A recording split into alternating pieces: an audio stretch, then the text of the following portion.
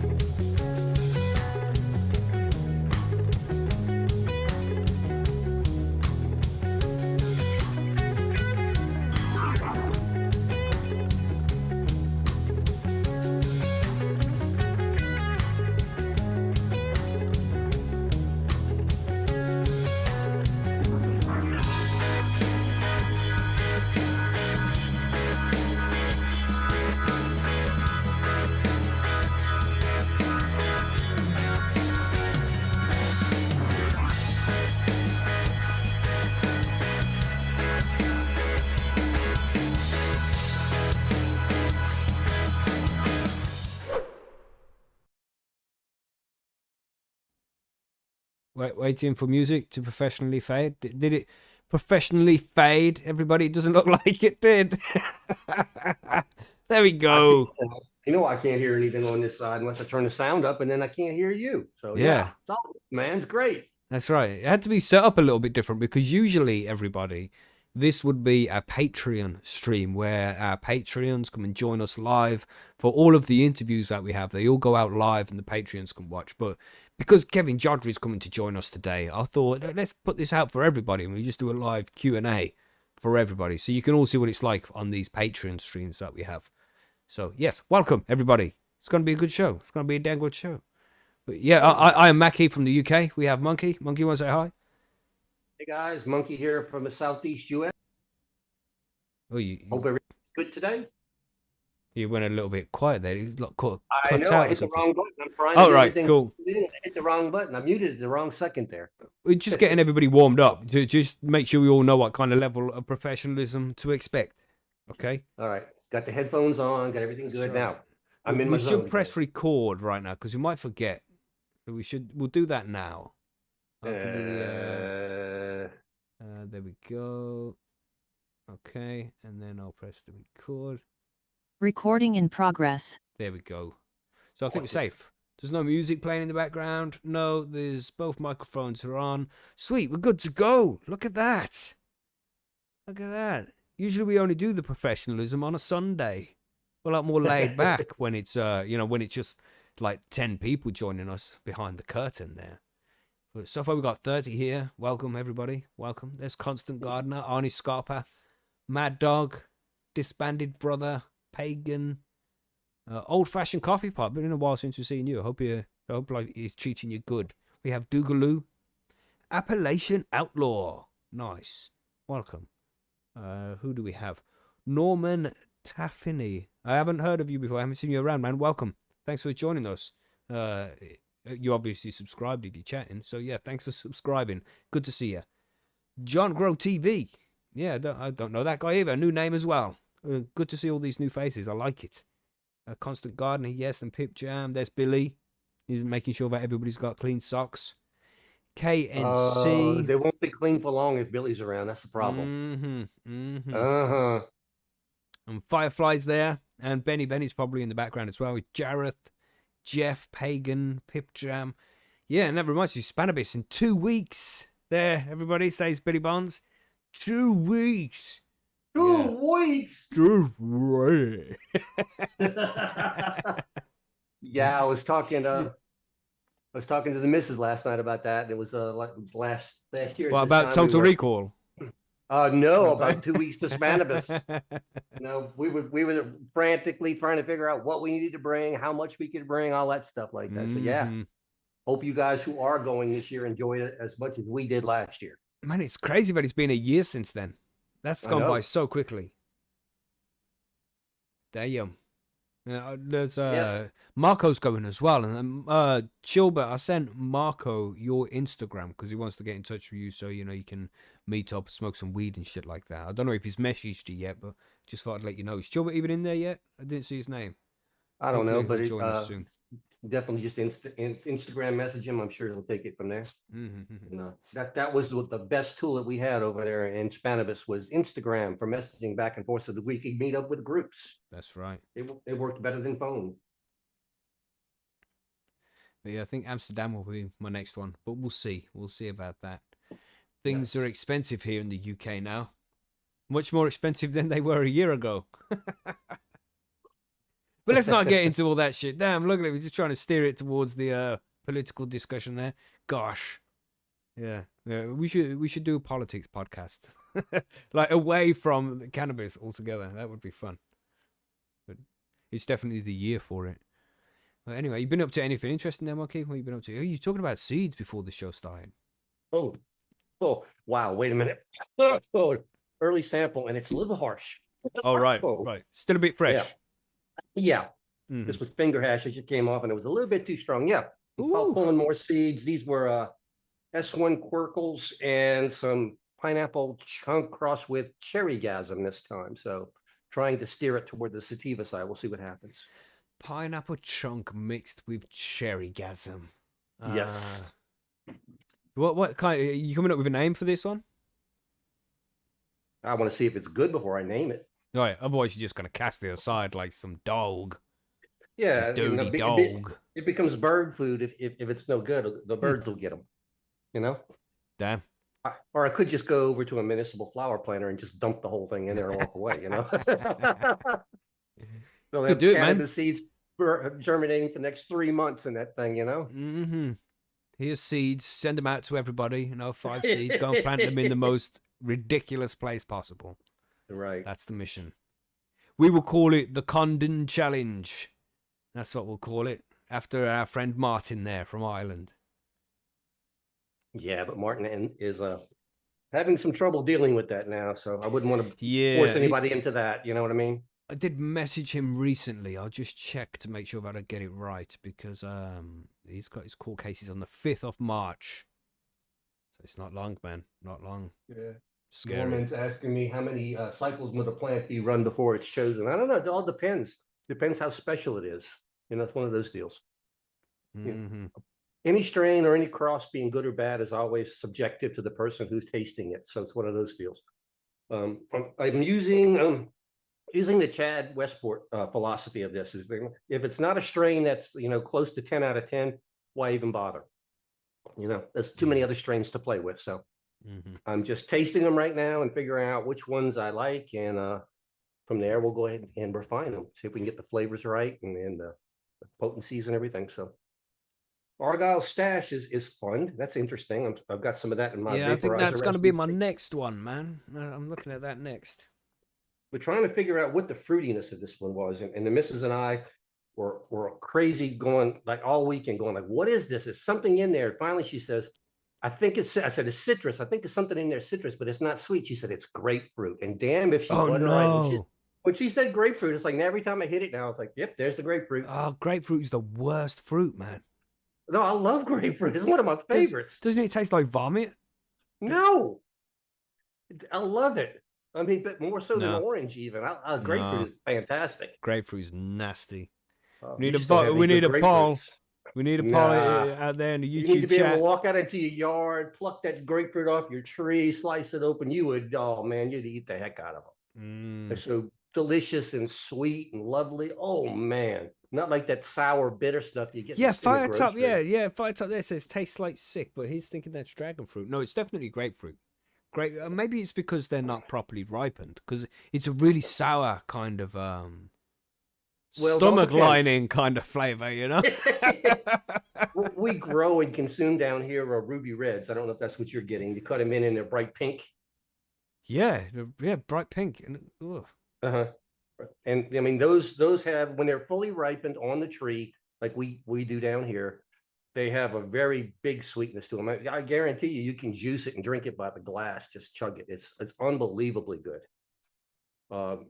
We usually let them go. If we have a good year, we'll let them even hang on the tree all winter, and then we'll juice them in like March, and they're super sweet if you let them over winter on the tree. Damn. Interesting stuff, man. Citrus. I love it. Yeah, it's probably just not ripe, that's all. A lot of commercial citrus is not going to be anywhere close to what you can get on homegrown, just like cannabis. Exactly like that. Just like everything. If you got the time and the love to do it right yourself, it's going to be way better than you can buy in the store. So I understand all you people from the UK who say grapefruit sucks because you can't grow grapefruit in the UK. I get it, but I love it. Absolutely. We can. We just choose not to because it's shit. Well, I mean, grapefruit will any kind of freezing temperatures and the tree's dead. One of those. Okay, we're going to do a poll. I'm going to have to restore the chat so I can see what's going on. Engage your audience. Start a poll. Grapefruit. Yay. Or nay. Who didn't see that coming? There you go. It was way popular in my family. My mother used to actually take the grapefruit apart, pull the sections apart, and de-skin them so you only had the pulp in there. And my gosh, you couldn't keep it in the refrigerator. Ugh. It's just all these people saying yay. I'm telling you, it's a damn good fruit when it's grown correctly. Okay, you know what? This is the next Turkish delight. We're going to have to get some grapefruit. There's no question. I mean, come on, look, I already tell you I love grapefruit. Well, it's like a bitter, sour kind of flavor. And John Carlson in the chat here said only with sugar on it. And that's what I would think. If you added sugar to it, it wouldn't be so terrible. Well, the bitterness usually comes from the outer membranes and the white pulp flesh inside of the grapefruit. If you can get rid of that part, it's actually very, very nice. It does have a bitterness and a sourness. So if you get rid of the actual grapefruit, it's all right. You want the meat in the middle and not parts of the skin or pulp. Right. Oh, you can't eat the skin. Yeah, of course not. Yeah. No. But it's that white inner pulp on the outer surface, and if you peel a grapefruit, some of that sticks to it. It's so bitter, it's horrible. You got to get rid of all that. I think this poll is already over, man. This is 74% to 26 right here. With I'm telling you, votes. No, Monkey's got this one. There's no question. Damn. Oh, it's gone off a bit. Go on, everybody, get the votes in. See if we can get it balanced out, 50-50, and I'll end it there, 50-50. You know, we need another few votes. Another 9 votes for nay. Come on, everybody. Is that me interfering? I think that's me interfering. Marge would be so pissed. I think it was very evident from this weekend that the fruits that I don't like are melon. That's definitely no. Any other fruit I'm good with, but melon can't do it. I don't know why. Hit the record button there, Monkey. You didn't do it yet. Yeah. No, I didn't. I was saving hard drive space. All right. Is he here yet? No. Just in case we forget. As we do sometimes. Indeed. Better to double check. Right, so I think we should end this poll. It looks like I'm going to have to get some grapefruit at some point. You see, and that shows you a good bit about my palate. I couldn't stand the Turkish Delight. It was way too sweet, but I do like the sour bitterness of the grapefruit. So that's my taste skews away from the sweet and more into the sour bitter side of a palate, and savory. Sweet is fine, but it has to have a counterpoint, or I can't do it. You sick bastards! Look here, 68% of you sick fuckers out there. You know. But yeah, each to their own, I suppose. Grapefruit it is. That's what we'll do. I'll remind me. Don't let me forget, everybody. Keep on at me, and we'll get one of those grapefruits in for the show on Sunday. There you go. I don't know if we have to. You've tasted grapefruit. Why do we have to get that in on the show? Because I've tasted Turkish Delight as well. But when I got Turkish Delight and tasted it again as like an adult, it was like, okay, yeah, that was okay. So maybe it's the same with grapefruit. Maybe I need to try some grapefruit that's been ripened a little. So I'll buy it this week and we'll do our next week's show. So it's properly ripened. You know, maybe leave it in the bowl with some bananas or something. I don't think it works that way with bananas, but but bananas emit ethanol, which ripens fruit. That's why you have to keep the banana ethylene. Yeah. Ethylene, so you have to keep it separate from the. Yeah, but I don't think it works. I'm not sure if that works on citrus. I'm not really sure. Get the red grapefruit. Yeah. Yeah, it's called Ruby Red. Okay. Well, this poll here with the grapefruit, it's even further. It's like there's a bigger difference between this one and Turkish Delight, because I was Turkish Delight. That was close, wasn't it? It was just like a 52-48 situation. Most people. I don't know.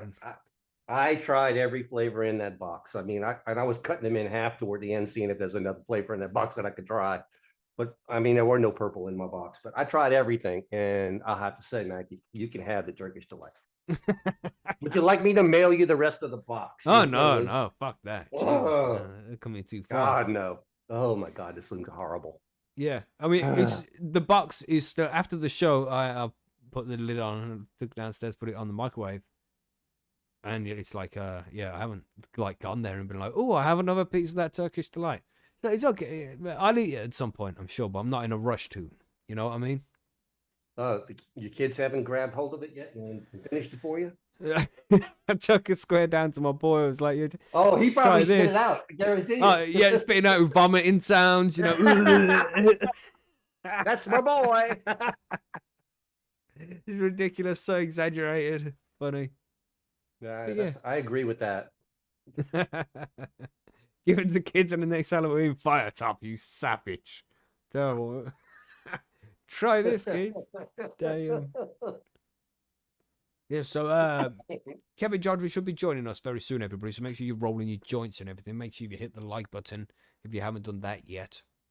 And yeah, welcome to the behind the scenes VIP live stream for those who don't usually join us.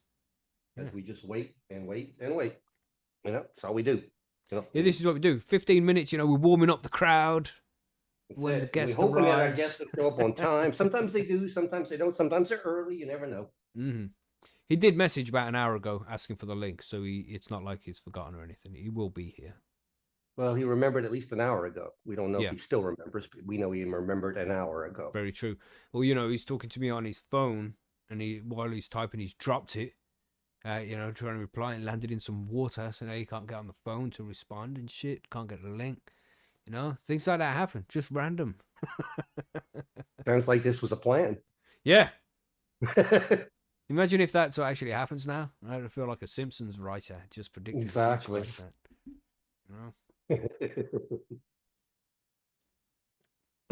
Nice. Yeah. Ready for it's going to be a long one as well, I think. Yeah. He's got lots to tell us. Yeah. He does. It's going to be interesting, man. I want to find out about these plants he's been getting the seeds from, because he's been on some long journey around the Middle East. Is it even the Middle East? It's like Pakistan, India. Is that considered Middle East? South Asia, maybe? Is that the correct terminology? Well, we'll see what he calls it. Yeah, we'll do a poll. Get a poll up and running. Yeah, poll's good. Poll's good. But here we are, Ganjier 0. That's a cool name. So yeah, it's here. Just about on time as well. Are we ready, everybody? You ready, Monkey? I am ready. Let's do it.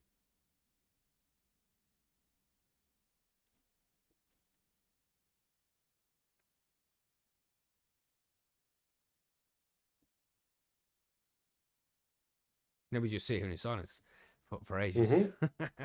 We do. Hello. He's in. Hey. There he is. Good evening, Kevin. Well, good afternoon for you, I suppose. Good. How you? Oh, no, it's 1 o'clock in the afternoon. Damn, nice. Lovely job. Oh, West Coast. Yeah. Cool. Nice. Well, thank you for coming to join us, man. I suppose it's lovely weather out there as well. I can see like the sun just reflecting off you there, some light. And it's like, it looks so warm. Oh, yeah, it's beautiful today. Oh, man. It's been so cold here in the UK and just rainy and grey.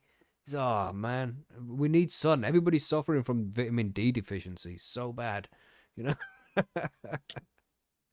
Well, for us, we've had such a drought that, man, this was a perfect year to break it. So we've been having just constant rainfall. So a little bit of sun is great, but man, when California's dry, it's a forest fire haven. So the ability to get some moisture in the ground is critical. Yeah. I hear that. Yeah, sure. For sure.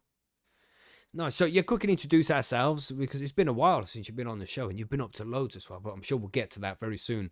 But I am Mackie. I'm from the UK, the host of High and Homegrown, and we also have Monkey Do. Hey, Kevin, Monkey down here in the Southeast United States. How's it going today, sir? Good, my brother. I love your avatars. They're hysterical. Thank you.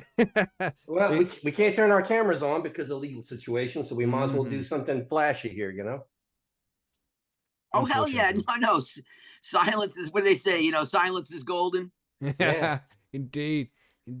Yeah, so we got you on the show because you've been on a long journey.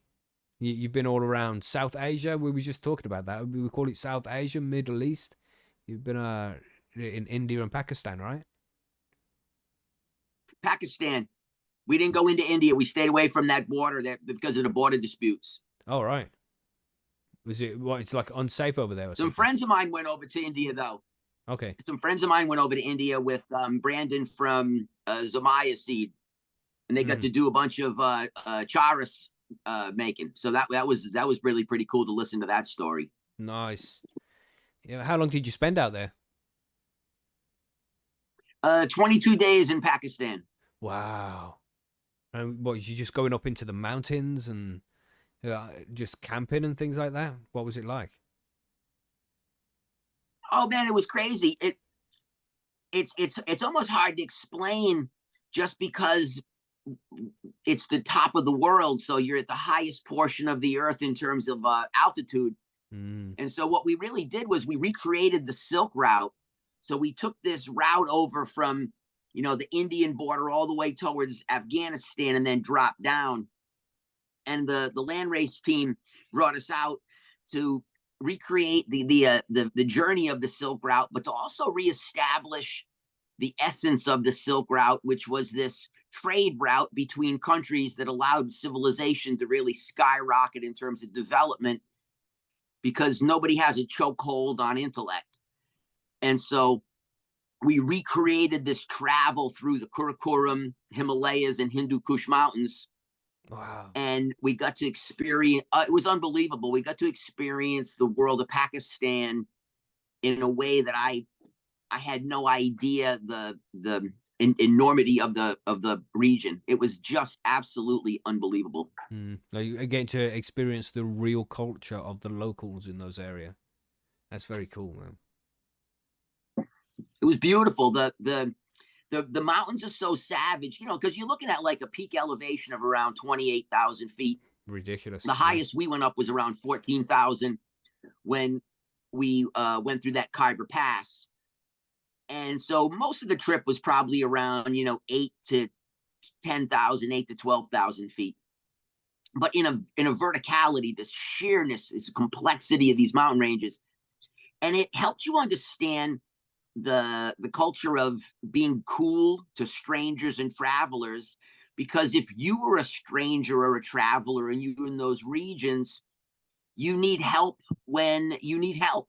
And so there was this theme that remained constant through this entire, and I'm talking, we went like 3,000 kilometers of travel. And it was, no matter where we went, what farm we looked at, what region we explored, we were climbing up the side of hills, going into farms. Any person we bumped into, when they saw us, they instantly knew that I obviously wasn't Pakistani.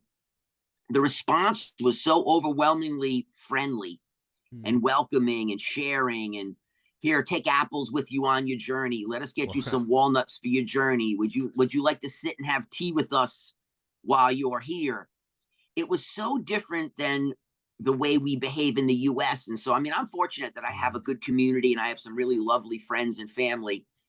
But in general, if you wander into somebody's yard lost, you don't quite get that response. No, not at all. Where there, it was just absolutely welcoming of, oh, you're a stranger. Our cultural mores, our norms say that we will treat you like family. And I don't care where we went or what we did, that held true. And it just made the experience so above norm, because, the region's incredible. The hash was incredible. But man, the people and how they behaved and treated strangers was even greater than that. It completely shocked me. I had no idea the culture was that cool to people. Was this the first time you'd been to a place like that? The first kind of time you've been to on a journey like this? Well, yeah, definitely in a place that had, I mean, I've been all over Colombia and Mexico and other places where, like, I spent time up in the mountains working with the groups in those regions.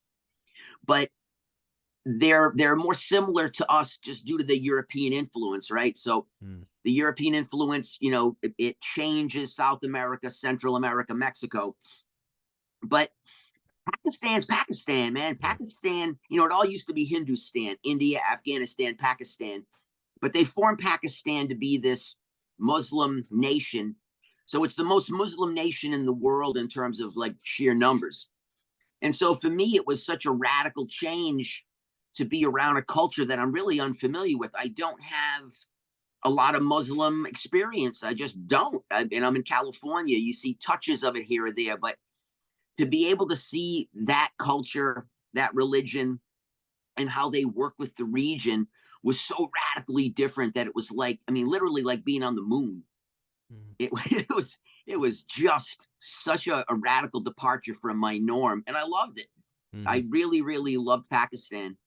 Yeah, and what was it like smoking at that elevation as well? Like you say 14,000 feet. Did you ever find cannabis hit you different, hitting you harder, getting higher, easier? You know, what's funny is that for them, when it, because I was like, we when we got there, we got half a key of hash handed to us. So we had like Wow. 5 or 6 different samples that made up 500 grams. And that was given Whoa. to us as soon as we got there. So we had hash to smoke on the trip. But what was really interesting is that I know it, you can't beat that one. And I mean, it was primo dry sift too. I But bet, yeah. what I noticed was that for us in the US, we're really obsessed with gaseous profiles. We like things that are petroleum and odor profile. And typically odors that are petroleum, you know, diesel fuel, gear lube, they're really incapacitating as a high. They really rock you. And what they do in the mountains of those regions is they off gas that product. For the way they process is they harvest the herb, they let it sit for about 4.5, 5 months, then they make the hash. And that sitting process in that cold, dry air of the winter gently off gases the petroleum side of it, and it reveals fruit and floral profiles. And everywhere we went, I noticed the same thing. And I just started to ask all the farmers and the hash makers, you know, why do you choose what you choose? And it was that they don't like the high incapacitation of the gaseous type aromas because it makes it too difficult to live on the edge of a mountain. And so you're going up and down these slopes that are insane. I mean, if you slip and fall, you're going to die. Isn't it? And I'm serious. I never thought about it, but you know, they off gas it. And it was funny because I was talking to my buddy Dwight, and he was one of Neville's really good friends, and he worked with Neville for years in breeding. And he and I were having the conversation about Pakistan, and he said the same thing about Neville, that Neville didn't like gaseous varieties. He didn't like the incapacitation of that direction, and he purposely bred away from it. So when you look at all of Neville's breeding work, there's very little gas in it. And it wasn't by accident, it was on purpose. His desire was also more acuity, you know, mental stimulation, but the ability to function at a little higher level. And when we were walking up and down the mountains, and so you definitely knew you were high because the altitude, and all you had to really, like, I prepared for it pretty well with a tremendous amount of cardiovascular training before I went, so that my base organism was strong. And then all I needed to do was just get used to the fact that there's lower atmospheric pressure to push the O2 in. And so what you learn is you learn pace. You learn how to walk at a pace that doesn't let you really get overly fatigued too quickly, so that you can stay pretty much oxygenated. And the hash basically numbed some of the muscular strain, and it gave you this overall sense of like well-being and peace. So it was really different, you know, like in the US, man, we're driven on brutally aggressive highs, and they're driven on extremely effective sensations of well-being, comfort, and just satiety, satisfaction.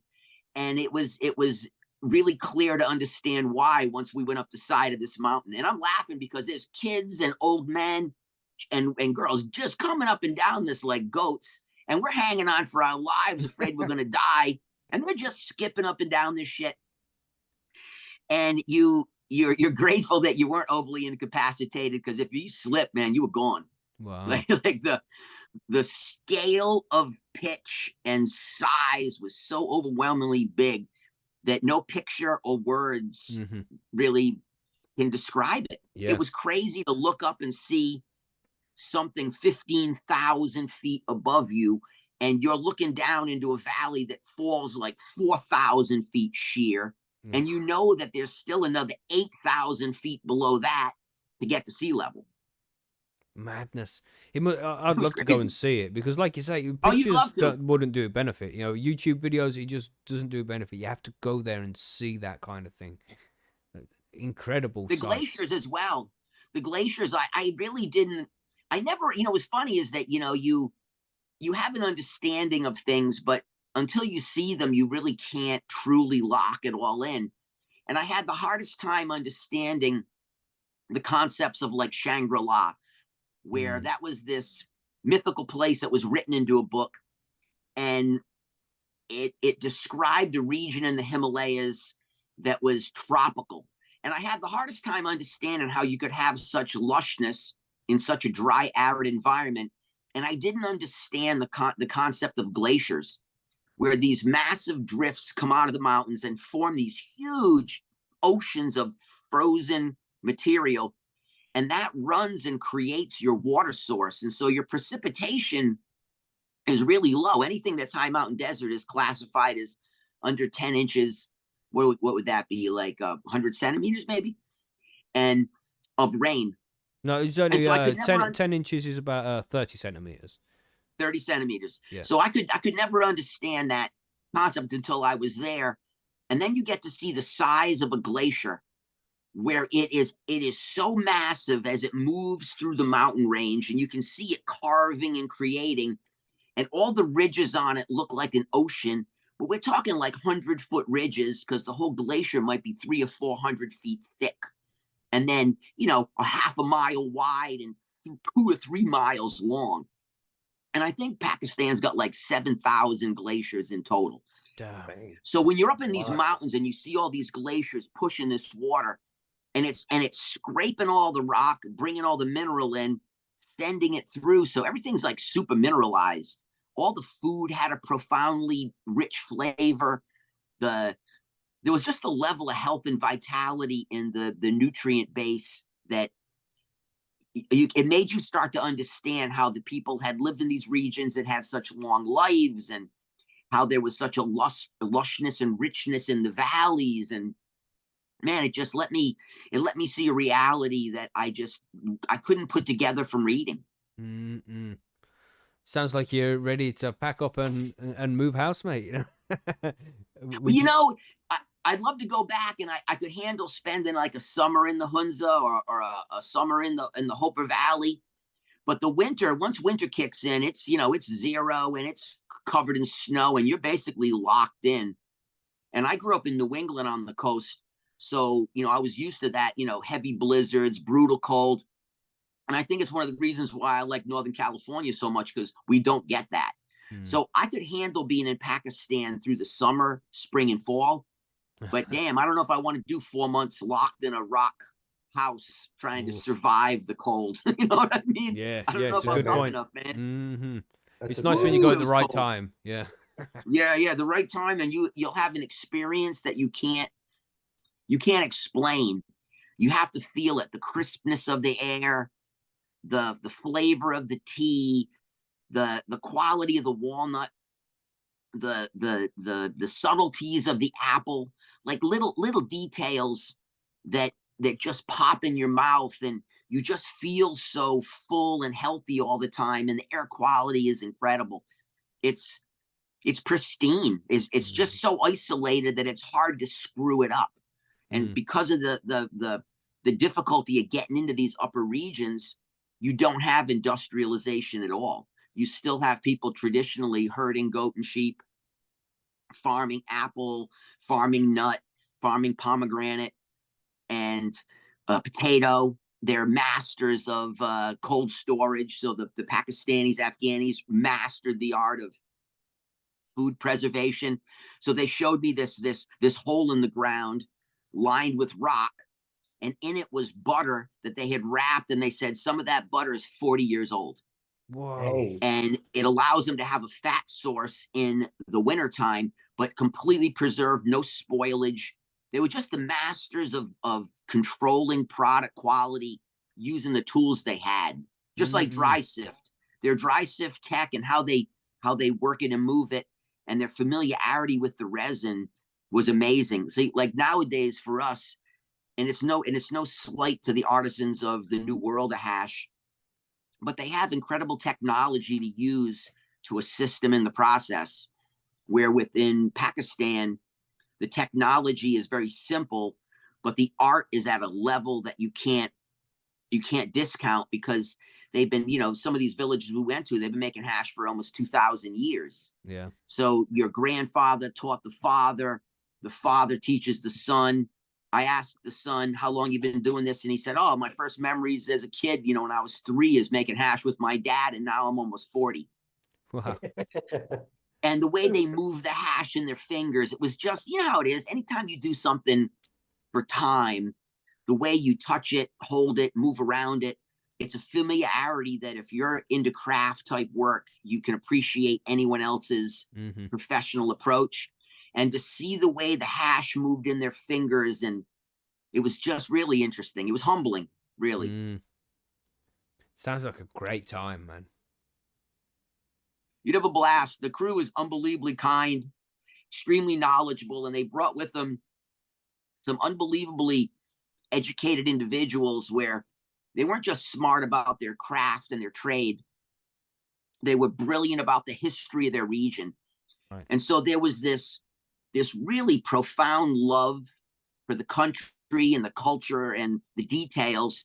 So we always had this commentary, no matter where we went, of what was occurring, why was it occurring. And it allowed you just to immerse yourself in a way that when you left with part of Pakistan in you, and you brought it home. Nice. And I brought home some of the clothes, and I still wear them when it's cold. You know what I mean? I did that. I went full Pakistan, and I loved it. It was like when I was working up in Bogota in Colombia, the same thing. You know, you're getting Yama, wool to wear, and I still have some of that. So when it's cold, I throw it on, but it's traditional wear, and people look at you like you're nuts. Authentic, you know? Nice. Yeah, it's very effective. And you start to learn that layering and moving the stuff and how it cloaks the middle body, but lets the arms be free. And it was just really, anytime you travel and you get to, you just can't compare. You know, you never compare when you travel. At least I don't. I try to appreciate the place I'm in exactly as it is. And I try to appreciate the people exactly as they are, so that I get to be part of it, and I just embrace what they do. If they eat the food, I eat the food, because if it's not killing them, it's not going to kill me. And And it just might give you the kinda, shits really bad. yeah, I got sick as hell when we were in Islamabad. No doubt. But once we got up into the mountains, there was a level of purity to everything where there was zero issues. But in Islamabad, my partner Hamad was telling me what to eat, not to eat, and they put the food on the table. And one of the other Pakistanis said, "Oh, this yogurt's excellent." And he put it on the food. He said, "Try this." And I put it on. And as I'm eating it, Hamad turns to me and says, "Whatever you do, don't eat that yogurt." And I was already had a mouthful of it. And I was like, "Oh, this is going to be brutal, man." And that night, man, I was exploding on all ends simultaneously. Oh. Holy shit. I thought I was going to die for a minute, right? I was laughing. I said, I just got here and I'm already going to die. Yeah, you really got to be careful you eat, man. Damn. Ooh, and it's the same with all countries I worked in. And I used to work all along the equator, all the way out to like New Guinea. And so it's the same deal. You're always cautious, but every now and then you make a mistake and you take a drink and you realize there's an ice cube in it. Oh, you got a problem. And in this case, it was the yogurt. But once we got up, into we went going to the Hindu Kush first, then through the Karakoram. Once we got into the mountains, the purity of the food and the way it made your body feel. What I learned is, and we know this is from being organic farmers, but our nutrient density is really low in the US because what we've done is we've depleted our natural soils and we rely on chemical agriculture to create the product. So when we test vegetables in the US, they're unbelievably low in quality compared to maybe 30, 40, 50 years ago. So, way more crop yields, way more resistant, way more of everything, but far less effective as a nutrient source for humans. And when I was in the mountains, you could eat a small quantity of food and feel full for hours. And it was just such a perfect example of what happens when you allow the natural environment to balance with the product and create a food source that people actually can thrive on. And there was nobody in Pakistan in the mountains did any exercise. And that's what they were talking about. It says no exercise occurs, just eating the food, living at altitude, and working outside. And every single human being was in shape, lean, healthy. It was just such a, I think the US is like over 50%, considered like obese. Right. Yeah. So our health level in America is trash. And to go in the mountains and experience what it was like to have clean food, it was almost like when I was in Russia. Russia was the same deal. Russia has an unbelievably quality of food production methodology where they focus on biologically driven organic methodologies. Mm-hmm. And They've when I even returned banned from GMO food Russia, out there, haven't they? yeah, none. They banned it, and so when I got back from Russia the first time is when I noticed it when we ate at the airport because we were hungry, and my son and I both felt ill, and we realized, whoa, we had spent too much time in Russia, and our system was now kind of purified and used to Russian food. And once we got back to the U.S. and ate commercially available food, we instantly did, and it was different meals, so it wasn't, we both had the same thing. And when the Russian athletes come over to visit, they always say the same thing. They're like, whoa, once we start to eat American food, we don't feel well. So it was really interesting to be able to experience what it's like to have high nutrient density food and how you feel so full for so long on small quantities. Nice, man. It just sounds like a beautiful holiday, and it sounds like you've had would you say it was a life-changing experience? You seem to be, I don't know, opened your eyes to certain bits of their culture. Oh, 100%. You got to remember that, like, I'm from New England, so, where I'm from on the East Coast, Rhode Island was like 97, 98% white, right? So that's what I know from New England. Then I moved to Hawaii. I lived there for a couple of years, and I get to experience Polynesian culture. And then I go to California, and I'm in the Bay Area. Then I'm in Humboldt. So what I've never experienced was Muslim culture, and the way they behave in terms of treating strangers and foreigners, and the number of strangers that would just walk up to me just to say hi and to be welcoming. It blew my mind, and it just made me see the world in a better way. I think it let me see a kindness that was inherent on something that I think is important, that when you bump into strangers, and I try to always be pretty cool, they made it a cultural norm. And I just really loved it. I love that part of it. Yeah. I would love to do it, man. It sounds like a great holiday. And when you was out there, we have a question here. I think it was from Arnie Scarpa. Where was that? He asks, how does the altitude affect growing cannabis? Do you know anything about that? Did you do any research into that? I do. Typically, when you go up and it's the same everywhere. U.S., Canada, Colorado, Colombia, Mexico, Pakistan. As you rise in altitude, you're having definitely more extreme weather shifts. So your night and day temps are much different. And the more we have that night and day shift, what we get a higher metabolite production. So we're going to see unique cannabinoids, and we're going to see other unique metabolite compounds that we don't see at lower altitudes. But we typically get, say, 25, 30% less yield because that colder temperature stops the chemical activity. So I think that anything from altitude is typically what I would define as better drug cannabis, just not the same quantity of biomass. Right. And that's pretty much because of the cold then. Just slowing down metabolism of the plants. Yeah, and the plant has to respond to these extreme swings. So the plant's having to create protection, and protection for a plant is metabolite.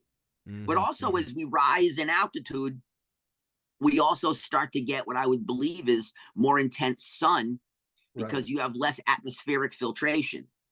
So the higher you rise, the cooler the temperatures are, but the light is more intense.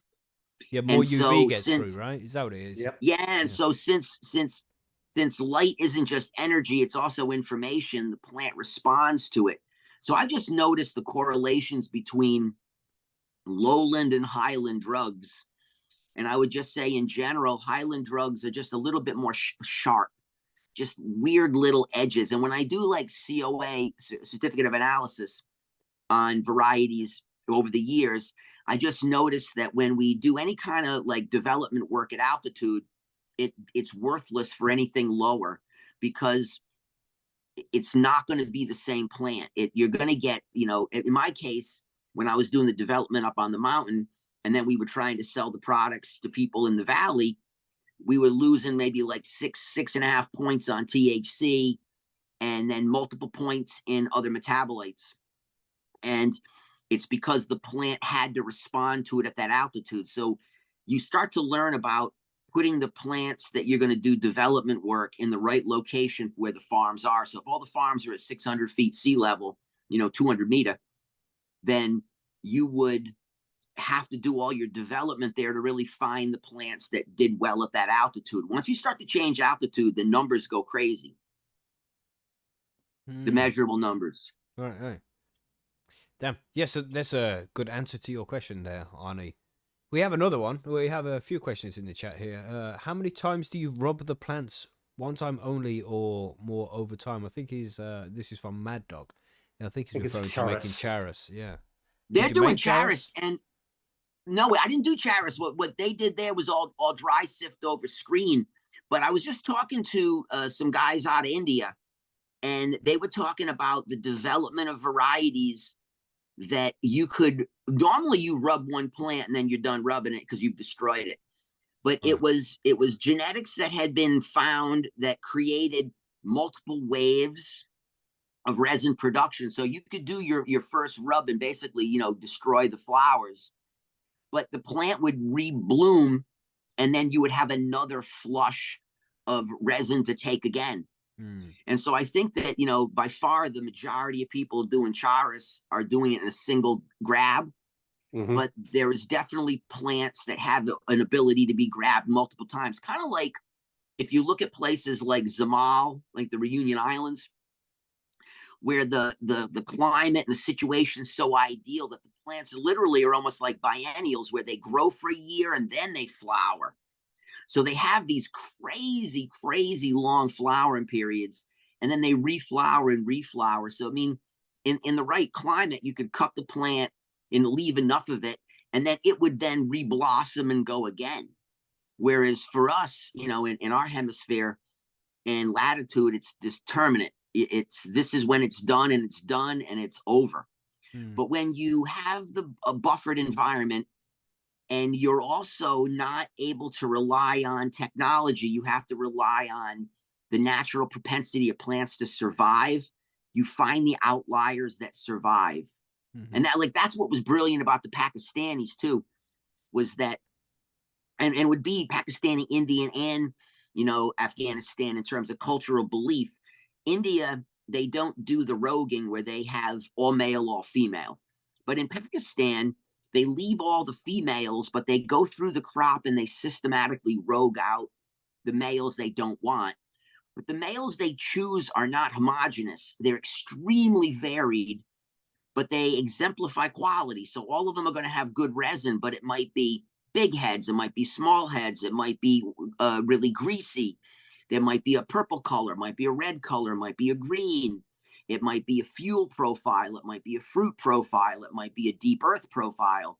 But the males were all kick-ass males. So every male that I saw was like a really studly male.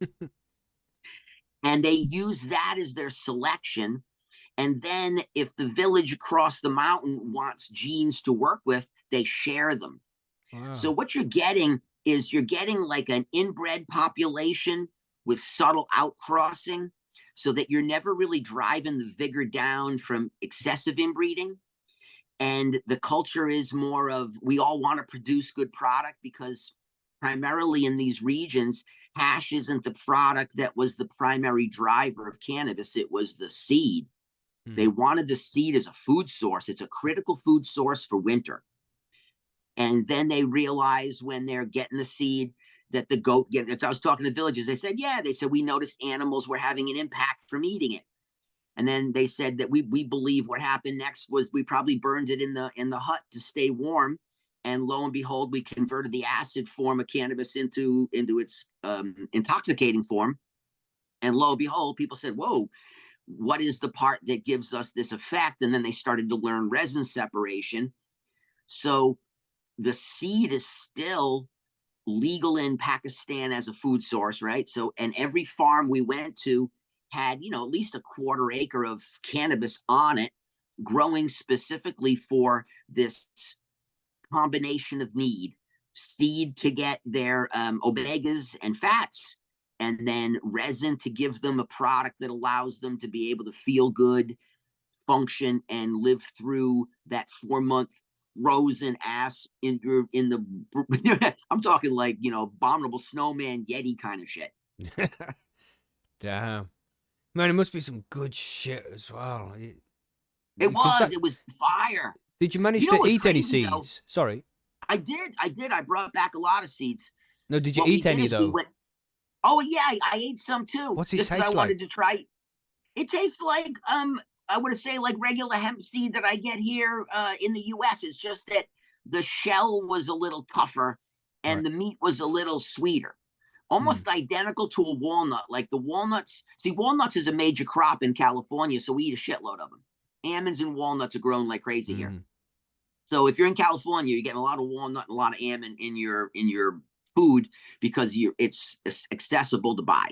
Yeah. So I eat a lot of it, and I use it as a good fat source and a nice little energy source when I want to put a little bag of food in my pocket if I'm doing some work. So I eat a lot of it. And the comparison to California walnut was so radically different. It was like the California walnut, the shell is easier to break and the meat is more bitter. Almost like if we look at a wine and we say the bitterness is connected to tannins, those compounds that create that bite on your tongue. California walnuts had that bite, but the Pakistani walnuts did not. It had this beautiful, subtle layers of flavor that I had never experienced in eating a walnut. And I laughed. I was like, have I ever had a fucking walnut? Because it was like a different food source. It was trick. Yeah, man. When you go out there into these sunny countries as well, and the food just is nicer. It's naturally grown like that. I remember being in Cyprus, and just the oranges and the tomatoes specifically, they were just so much better than anything you get here in the UK. And I feel you. Like, so, I mean, we're kind of spoiled in Cali just because we have such an incredible. California is an agricultural powerhouse in the world. Like, California can stand next to any country in terms of what we can grow. In terms, we go from like 5A to 10B zoning. So like huge. You're going from 42 latitude down to 30. So, we're capturing basically Southeast Asia all the way up above, top Asia. So almost any cannabis variety can be grown in California. Almost any food source can be grown. If it's frost resistant, you just take it south and there's no issues. So like, we're really fortunate, but when I go to the country of origin, it lets me see the essence of what like we call appellations. And appellations, by definition, are regions that have a historical relevance, that have a significant impact, and the genetics form their existence with that microbiome of the soil and the air and all factors, creating this unique product. And so when I went to Greece the first time is when I really started to understand it, because all the fruit trees that we brought into the Americas, so many of them came from Europe. And when I was eating figs in Greece was when I realized, whoa, a Grecian fig is better than a California fig. And it was that it just matched everything perfectly. And that was like Pakistan as well. It was the potatoes that caught me, that I couldn't get over the flavor of a potato. And each area it was weird, man. I was like, when you start becoming addicted to certain types of foods while you're there. And there was another one that I just thought was hysterical, but they called it the mountain cow, and it was the yak. And so we were eating yak burgers and yak food. And it was almost like Kobe beef, because it had this extra level of oily greasiness to it. Ooh, and it was in a burger, a yak burger. I mean, you're cracking up, because like, when's the last time you busted out a yak burger? But you say the last time. Was it? Exquisite. Me neither. And so that's what I really enjoyed, from being in the place, was there's things that you can't replicate. And that's what you have to learn to appreciate about, global cannabis in general, is that you can take something from a place and grow it somewhere else.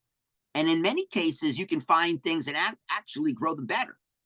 But there's some things that you cannot grow better and you can't replicate unless it's in that exact region. It needs all the details that formed it to fully express its genetic potential.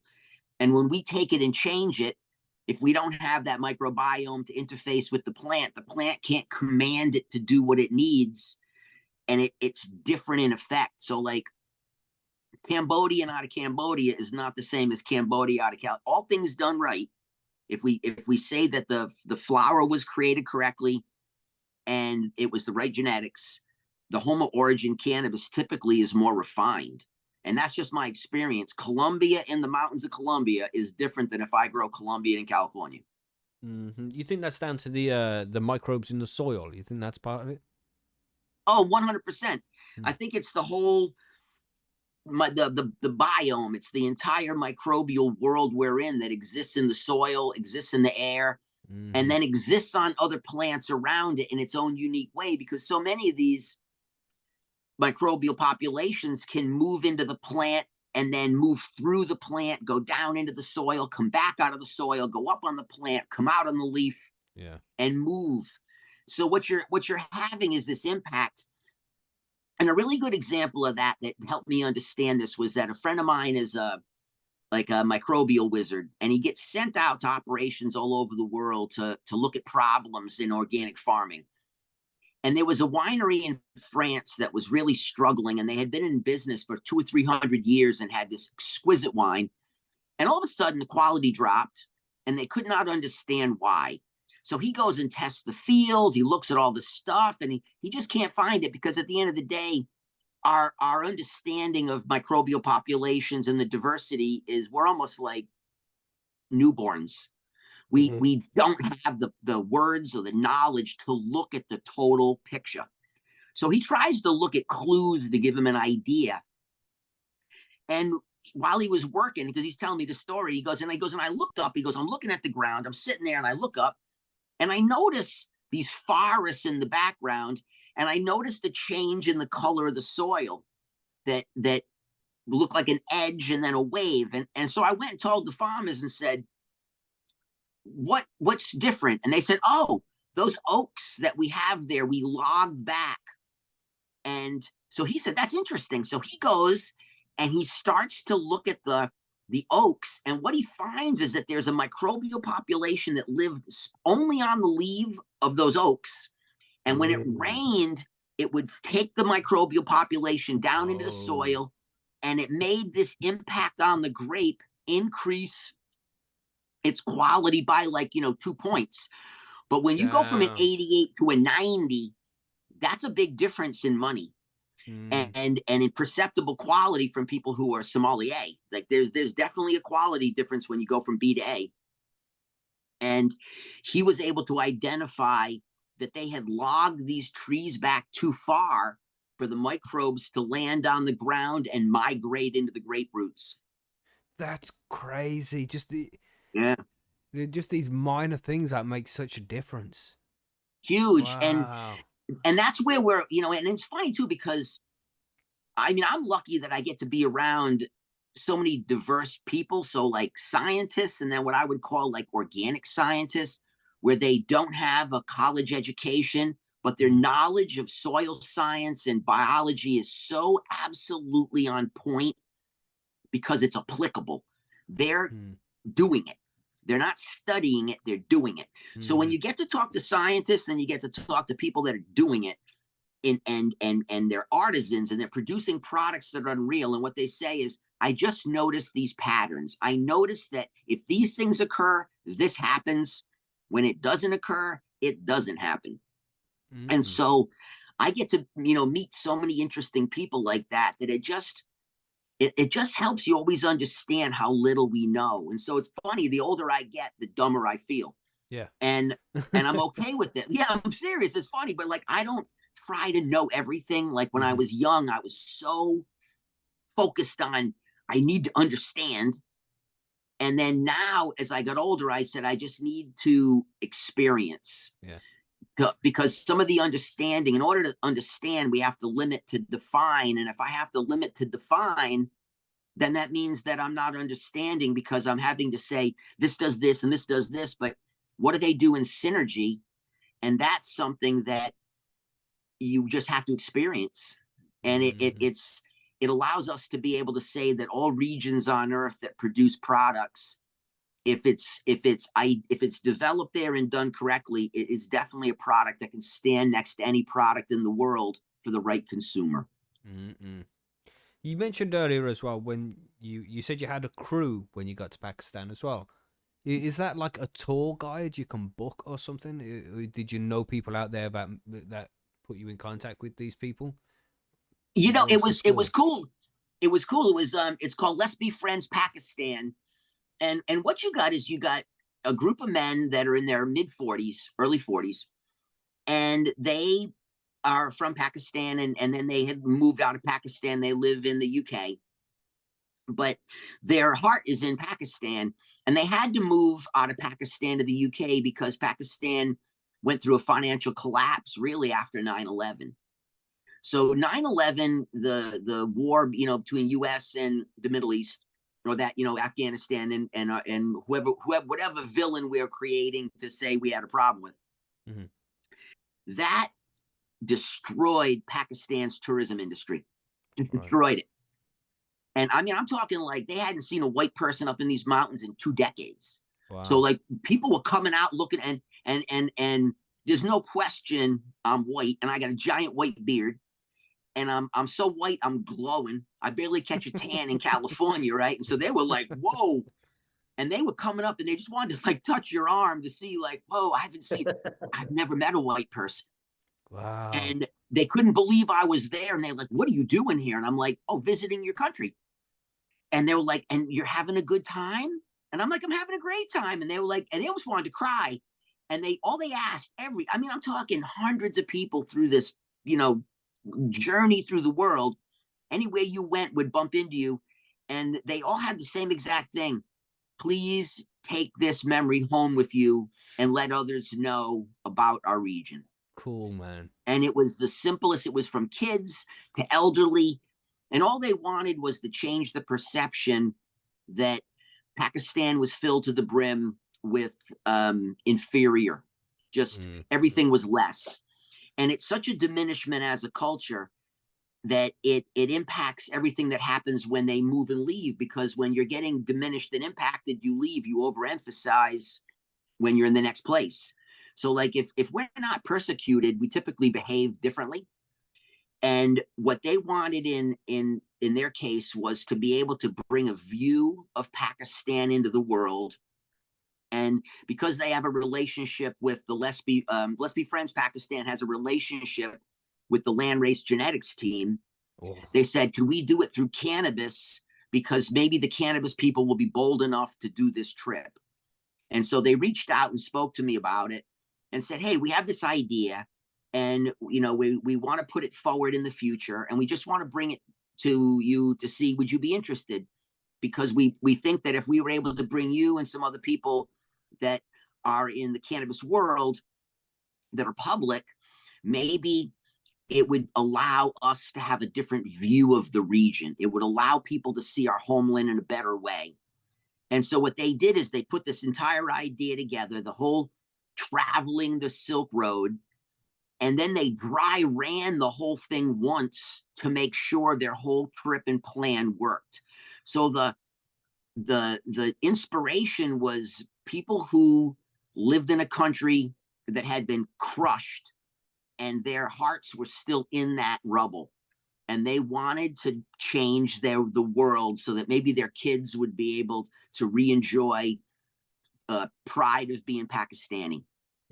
And it was really a beautiful thing, and it was expressed in every inch of the trip by the way we were treated and how they made sure we got to see such an absolute monumental amount of diversity along the journey.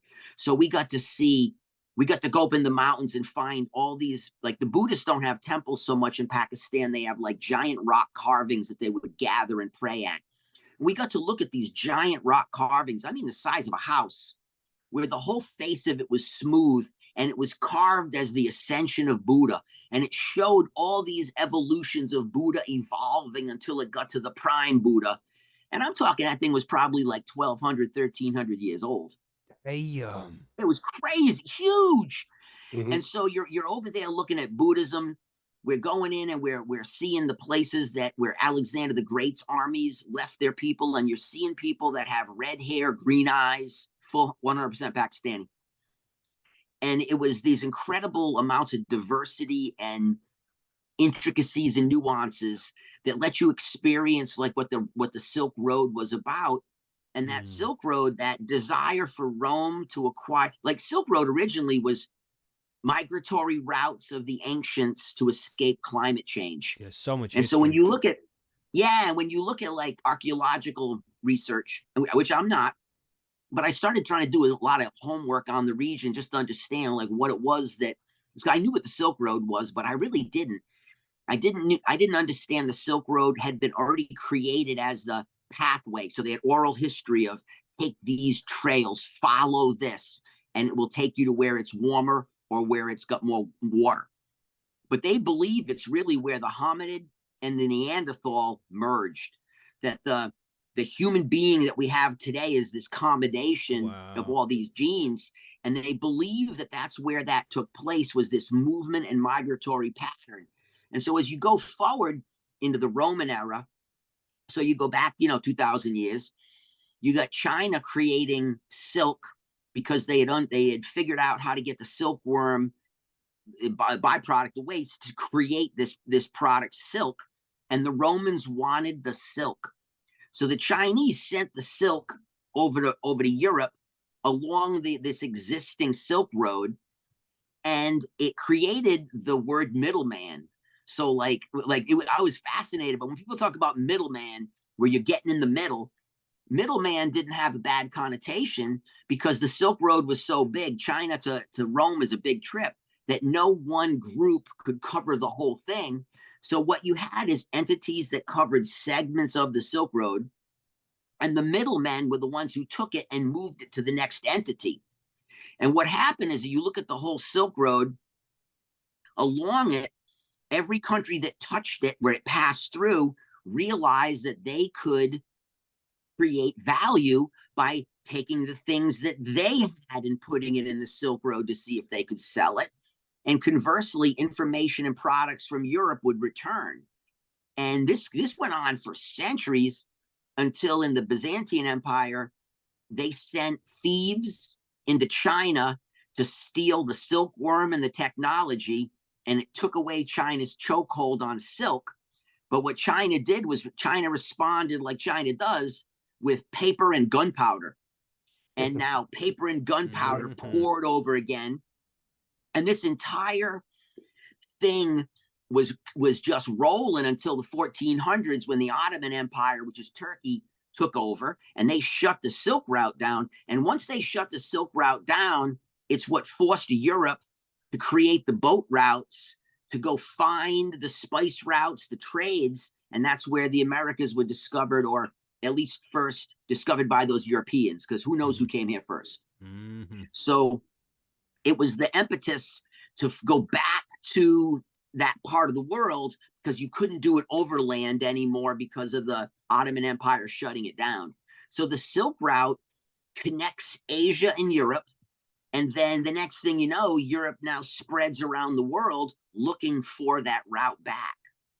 And the tenet of the Silk Route was fair trade. And you didn't even have really stabilization of the Silk Route until Genghis Khan got in play, because Genghis Khan stabilized the safety of the route through his regions, so that you didn't have the marauders and the robbers. And so, like, all these years we've been smoking Hindu Kush, and we know the Hindu Kush. I didn't know that Hindu Kush in their language translates to Hindu killer. And it meant that the Hindu Kush mountains were filled with villainous killers. And when you went through there, you had to fight for your life to survive. Wow. And so Hindu Kush is really, the Kush Mountains really translate to the Killer Mountains. Wow, that's And crazy, it made me man. think that's where the word the kill came from. When someone says this is the kill, I said, wait a minute, like that's not coincidence. All these words matter. And you start to like look at your culture of cannabis and consumption and verbiage. And every time I go to another country that has a historical relevance, I realize how little I know about something I spent my whole life in. And it just makes you feel like a little kid because you're just like, wow, there's so much more to know. Mm-hmm. It's just so different, eh? Mm-hmm. Crazy shit, man. So I'm sure lots of people listening right now are thinking about booking a trip to Pakistan right now. Let's be friends, Pakistan. There's regions of Pakistan that are very stable, and if you get up into any of these mountain communities in the say September time, you would see a level of beauty that you can't describe.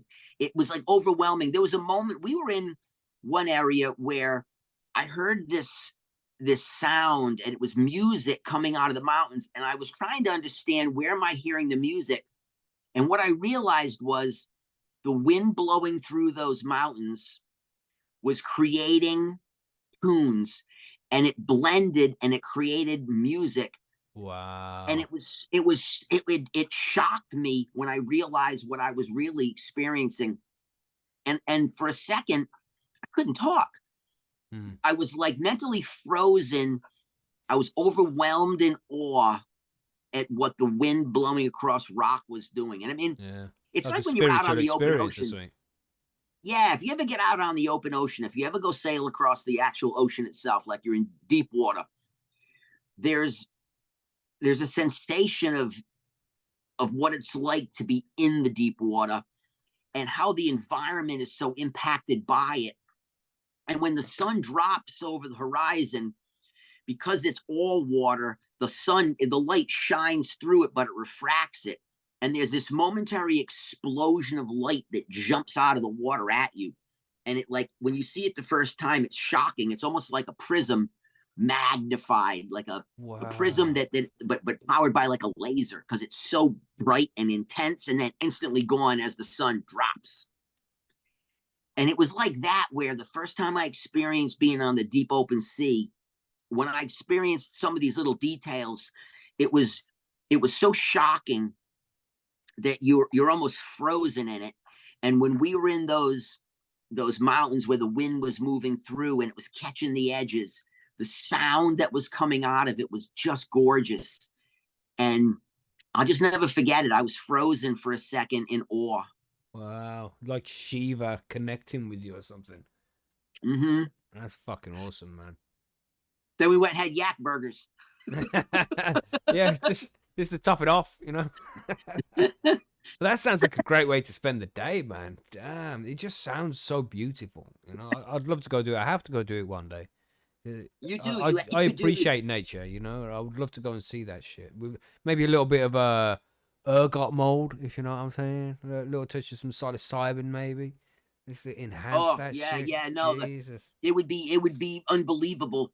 And what you have is such a diversity. Every time you turn around, like an example would be, as the Himalayas are relatively young, I mean, in terms of mountains, so they're only like 30 to 50 million years old. So you see the aggressive nature of their movement, and you can see where the mineral deposits in the earth moved with them.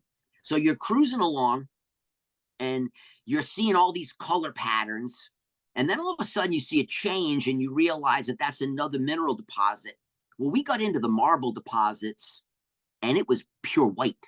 And we actually went into a marble mine where the Chinese leased property from the Pakistanis, and they use these crazy horizontal boring machines to create these like cylindrical holes in the mountain that they extract the marble from and then ship it. So the marble in Pakistan is world class, but unless you drill it and pull it out, you'll get micro fractures if you use explosions. And so the Pakistanis, when they sell marble, it's of a lower quality because of the way they have to use their technology to extract it. But the Chinese came in and used these horizontal borers, and they pull it out in pure. But they had just worked a whole section of a mine out, and they had left. And when we pulled in, we went into those horizontal tubes. And so you're just walking, you're walking, I don't know, 200-300 meters into a giant, maybe, 20 foot. So like 7 meter a diameter tube. And it's white. I'm not talking a fleck of color. And I'm talking, you're walking, for time to get to the end of it. And when you get to the end of it, you turn around and all you see is the light at the end of the tunnel. Fuck. And it's white. It is so white. When you walk back outside and the light hits it, it almost blinds you. It's reflecting so hard. And then you leave the white mountain, and boom, you're going into radically different type rock formation. So it was just never-ending, undulating patterns of color and difference. We went down to the river, and there's portions of where the glaciers push through that they have really high level of gold deposit. And the villagers send teams down to the rivers where they live on the river, and then the families come in and feed them. And what they do is they hand pan for gold. And I've seen people hand pan for gold. I've never seen anybody hand pan for gold and actually pull gold out of a river. Yeah, that's the important bit, right? And I was like, wait a minute. I said, that shit's all, you have a pan of gold. And they were laughing, and they said, the river, no matter how hard it flows, the gold is so heavy, it always falls to the bottom. Mm-hmm. And so the gold doesn't make it out to sea. The other things do, but the gold deposits. And I got to watch the art of sifting gold. And when he revealed it and did that final wash, and all you saw was little gold flakes all over this black material, you were just, the light hit it right. Punch him in the face and run off with the tray. That's mine now. Go, Beaver. The funny thing is that the culture there is sharing, even if it means having to give up some of their stuff for you, they would. It was like they don't have the ability to really refuse a request when it's from strangers in these areas. And so what you're trying to do while you're there is make sure you're not a pain in the ass. Right. Mm-hmm. Because, even the team from Let's Be Friends Pakistan and the crew from Land Race Genetics, I mean, it was like, I'm laughing, like I'm used to carrying my own shit. But they're like, no, we have to take your bag. Like, if you don't let us, it makes us feel like we're failing. And I said, whoa, I got you.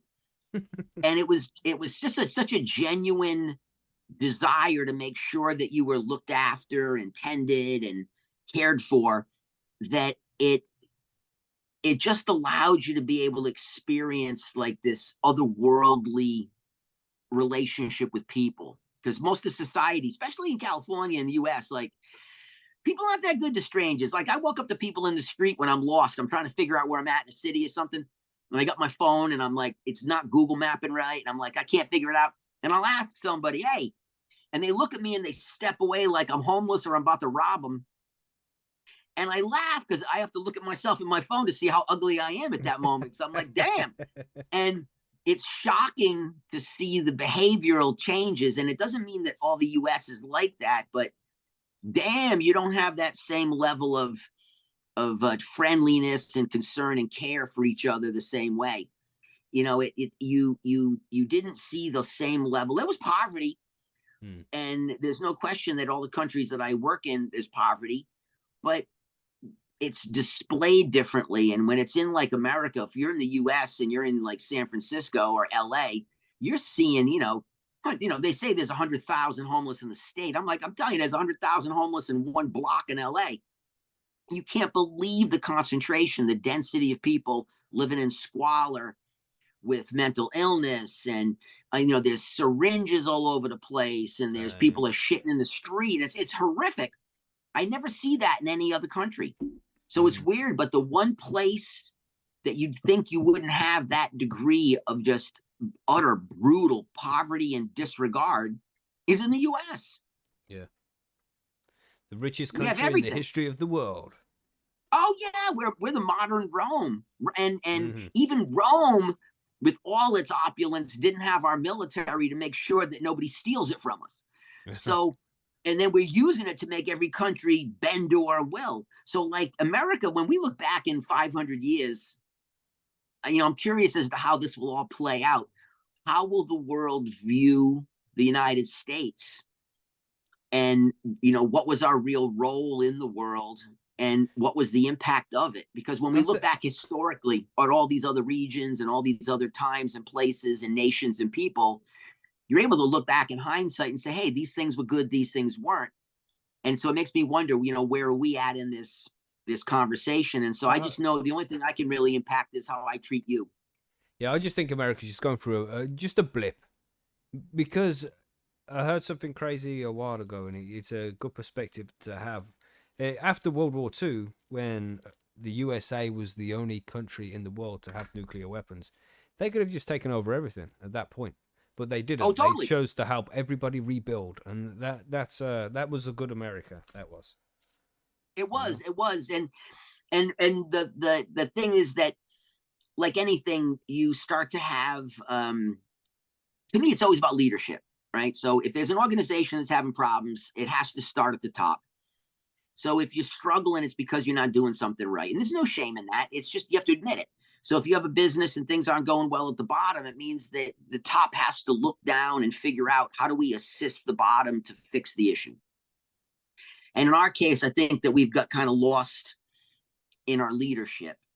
And it's not one or the other. I think in general that the people who run the nation, their priority more than anything is to continue to be in their position, because it's so lucrative. It's not a job. It's not an adventure. It's an extraction. And so when you look at the political wealth increases, regardless of where they're at, from small politics up to big politics, they come in as a regular person with a good idea. They spend as many years as they can trying to keep collecting. And when they leave opulent, they leave wealthy. And how do you acquire such incredible wealth when you're really making a relatively low salary? So politics don't pay a lot. You're a senator, you're making less than like 200,000 US a year. But you look at all these senators, and they go from being valued at 2 or 3 million when they come into office, and now they're worth 47 million a few years later. And you're like, and everyone says the same thing. They're brilliant investors. Yeah. Well, then why didn't they better just than stay Warren as an Buffett? investor? Yeah, they're all Warren Buffett. And the issue is that it's a skewed reality for the people. And I think that in the US, the extraction from the individuals has been so extreme that they don't know how to back off. It's like cannabis taxes. They've created such a huge tax load on us in the US on cannabis, if you're in the legal cannabis business, that there's almost zero ability to stay alive. And they've become so dependent on this massive extraction that they don't know what to do, because they can't turn off the flow, but they're killing the goose. So their revenue continues to drop. So any market that begins, they go, look at all our money.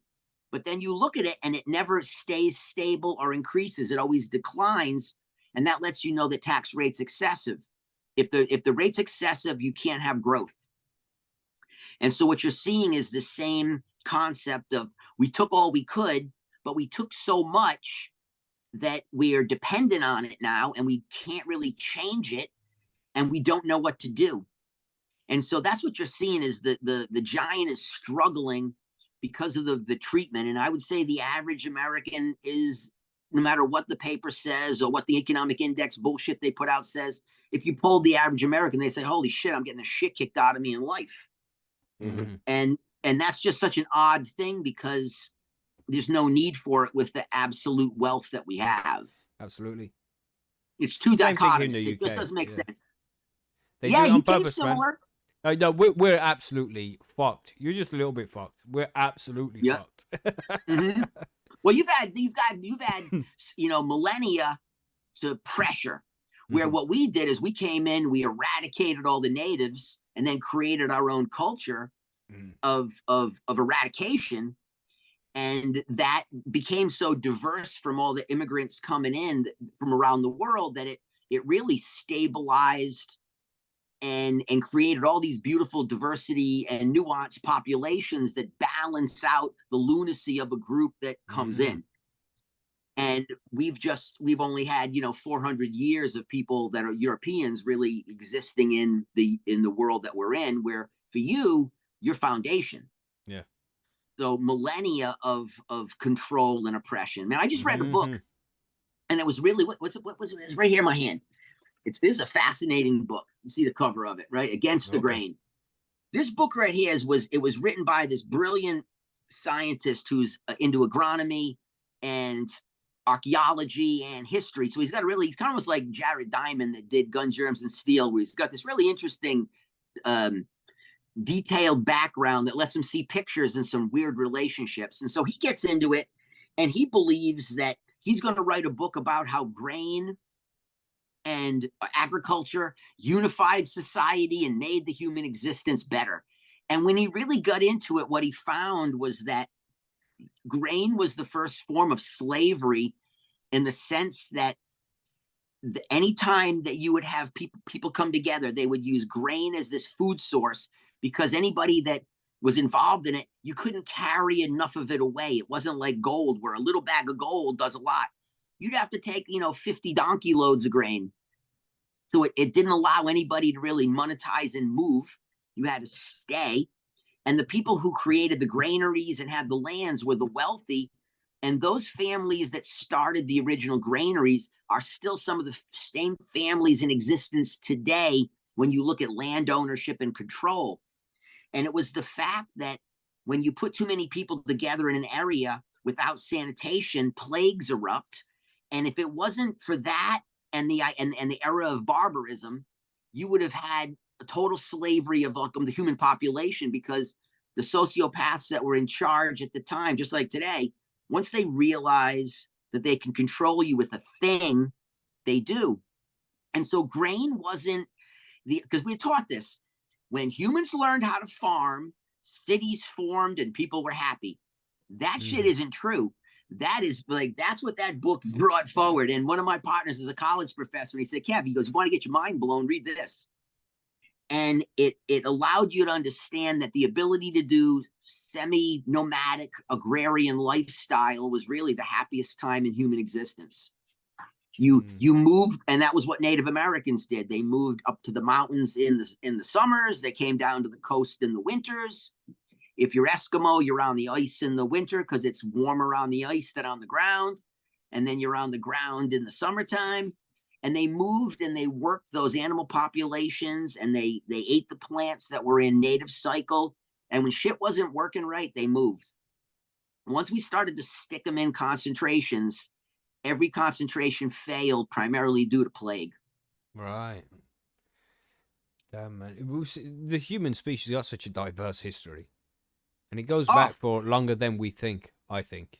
Oh, guaranteed. And what I know is, and it's funny, I learned this from a friend of mine, and it was like my first understanding of, I would say, like, bias. And I was young, and we were talking about history, and she laughed and she said, women aren't even in the book. And I said, what do you mean? He goes, well, that's his story. Where the fuck is my story? Where is her story? And I started laughing, and I said, holy shit, I got you. His story. And then you learn, that the winners write the book. Yeah. And you never typically paint yourself in a bad light. And so what we have is romanticized history, and then we're fed it. So I just looked at a book from one of my kids, as I have some kids in school, and it was a story about the manifest destiny and the westward expansion in the U.S. And it was talking about how the Native Americans recognized the need of the new white colonists to have space, and they moved away to allow them. And that one little 2-3 sentence little paragraph caught me, because I'm like, no, that's actually not how it happened. We went to the West, we killed all of them, and we took their land. And when you're reading the book that they're having your kids read, and you're reading it, and you're like, wait a minute, when I was young, this is what I was taught. When I was young, I was taught that Columbus got lost and found this new world by mistake, because he thought he was going over to India, and that's why they called it Indians. West Indies. Yeah. Yes. And then so I had a historian telling me, you need to go back to school, and I said, no, that's the problem. I did go to school. That's what I was taught at school. Mm-hmm. So you start to realize what is right and what is wrong. But like you really don't know. Like once you Hold on, start really Kevin. looking at revisionist history, you're just like, what the fuck do you know and what don't you know? And that's what I know about herb. That everything I know about herb, every time I go to another place, I realize how little I actually know, because our herb culture in the US is really so short. I mean, we had hemp here that got brought over for production, but we would say drug cannabis came in around like 1910 through the Mexicans migrating up from Mexico to escape that Mexican war. They come into they come into California, the borders, they bring with them their culture. Cannabis is part of that culture, and it becomes a threat to the white Americans' jobs. They see immigrants. The hemp becomes a threat to industrialists like DuPont and Rockefeller, Hearst. And so Hearst was the newspaper king of the West Coast. Right. And he was also the largest timber owner. So for him, timber was priceless, not hemp. And for DuPont in France, it was nylon. And for Rockefeller, it was oil. They conspire against hemp. They use the Mexican cannabis movement to go against the jobs. They tie marijuana into something bad. They then demonize the black. And pretty soon you're able to whip up a political frenzy to where eventually they put that drug act together that basically banned it. And it was so effective, it created the drug war in almost every country on earth today. And we still really follow that shit as a cornerstone of where was the basis of this whole attack.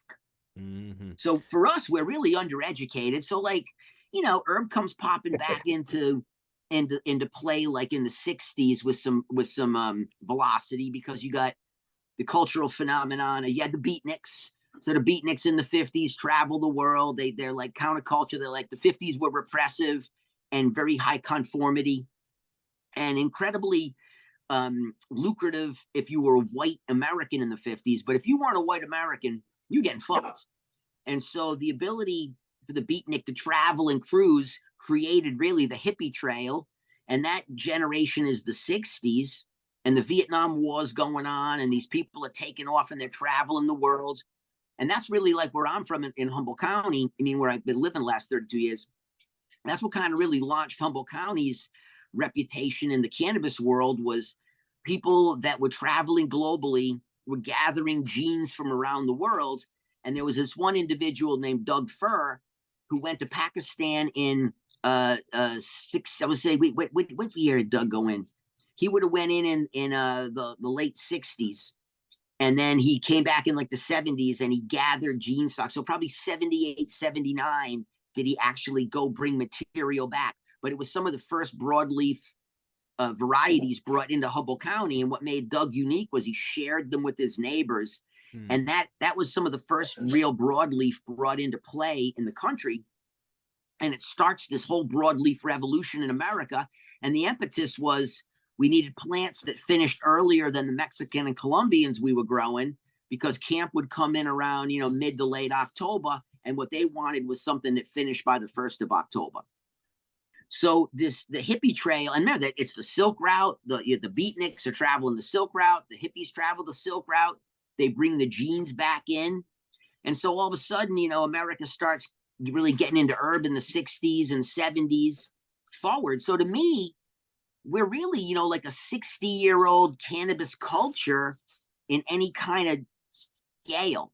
And it's weird because, like, you know, everybody looks to America as, and we are the cultural influence, because every country I go to, they're always under the pressure to change what they do culturally by what the young kids see in America on IG and social media. So like Pakistan, what was hot was indoor. And it blew my mind. The young kids don't smoke hash. Their grandpa smokes hash. Right. What they smoke is indoor, grown in Pakistan. So people come into Pakistan, create indoor operations, and that shit looked like it came right out of California. And it was like a gelato hybrid I was smoking. I was cracking up. I'm like, I can't believe I'm smoking indoor California shit in Pakistan. But that's what the young kids want, because that's what they are influenced by, is basically Southern California. So Southern California's vibe affects the entire world in terms of culture. And I trip on it because we've had really the shortest amount of time, or one of the most, Canada probably too, but our cluster up here has really had very little time to understand the product.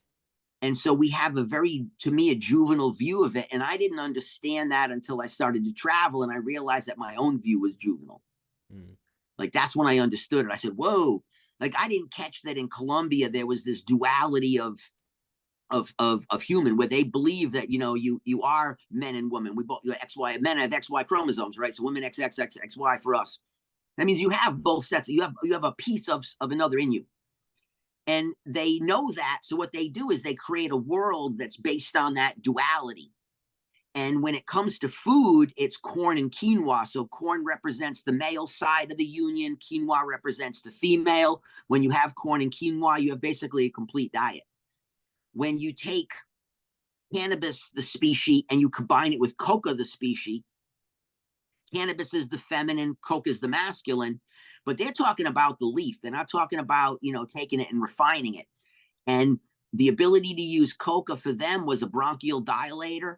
And it's also, it's, as far as the Colombians are concerned, one of the greatest superfoods in the world, because the nutrient value and balance in it is unbelievably assimilable by us as people. So they believe that with the bag of coca leaf on the pocket, some water, and then a bag of weed, what you'd have is the ability to exist in the mountains, travel, be alert, and then the cannabis connected you spiritually to the world around you. And when I started to understand this, and I was sitting there going like, whoa, we're barbarians with herb. Our exposure is like, you know, 50, 60 years, really. My lifetime. It's not as spiritual, is it? Like when you say no, when it's you're in a Pakistan, drug. it's a different kind of vibe with cannabis. It's a spiritual thing. It's got so much history. Totally. It's part of the culture. Yeah, and the old hippies that, like, that's what was cool, is that when I got to Humboldt I was in the Bay Area in the 80s, and I got up to Humboldt early 90. There was still all these old hippies. The original hippies was still here. And it was just a blessing to be able to be around them, because what I got was, and I didn't catch the spirituality as much as I did when I got to hang out with Swami. Swami helped me really understand some of these connections, but I got to see it. So I got to see people living a different lifestyle. And then it made me look at my own lifestyle like, whoa, for me, you know, herb was like, when I get into herb, it was a full-blown felony drug. And I mean, it was worse than heroin. So like, if you were dealing weed, you had less social value than a heroin dealer, because cannabis was demonized. Like, I still laugh when I think about the conversations that I used to have when I was young about weed. And so I choose this vocation, but it was drug dealing. But I liked weed because I liked the way weed made people behave, where other drugs I didn't. And so if you have to be in something, be where you're happiest, and herb was where I was happiest. But it was about money, because I was poor as a kid. So it's about money. And then I end up catching a case, and I catch some time as a kid, and I go in the military, and I get out, and I go right back into it. But this time in California, but now I'm in the culture. So California was very relaxed compared to the East Coast. And there was this, like, was way lighter and easier. People still going to prison left and right, but not to the same degree of the same level of shit in where I was from. And so I started seeing it as like a social thread, but I didn't understand it was a spiritual thread. It took me a long time of just exposure to realize that something in herb makes us as humans become non-judgmental to other humans in consumption. So we don't even have to share the same joint. We just got to share the same space.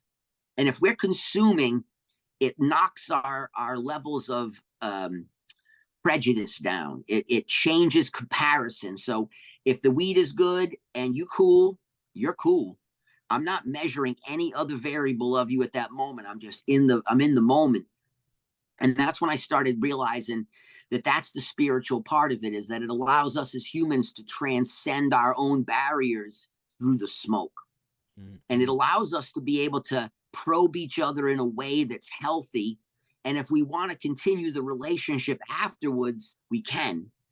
But while you're puffing, you really don't have any problems. And this was like shit, probably 30 years ago, right? I had all these grow houses lit up, and one of them I used to go tend, and it was weird because that grow house, the neighbor to the right of me was this partner like Andre. He was a black dude. He was a coke dealer, and then there was like another brother, but he was Mexican and he was the heroin dealer. And so he had a house where they were moving heroin out of, and the other partner, he's got the crib with the cocaine sales. And I have this big house that's sealed up. It's really a weed grow house. And so we used to meet in the corner of my property in the mornings when I would pull in with my truck. They would come out and wave, and I would walk all the way to the corner of the property so that all three of us could touch. And we would burn herb together and hang out. And then they go back to pushing heroin. He'd go back to pushing coke, and I would go run the fucking grow house.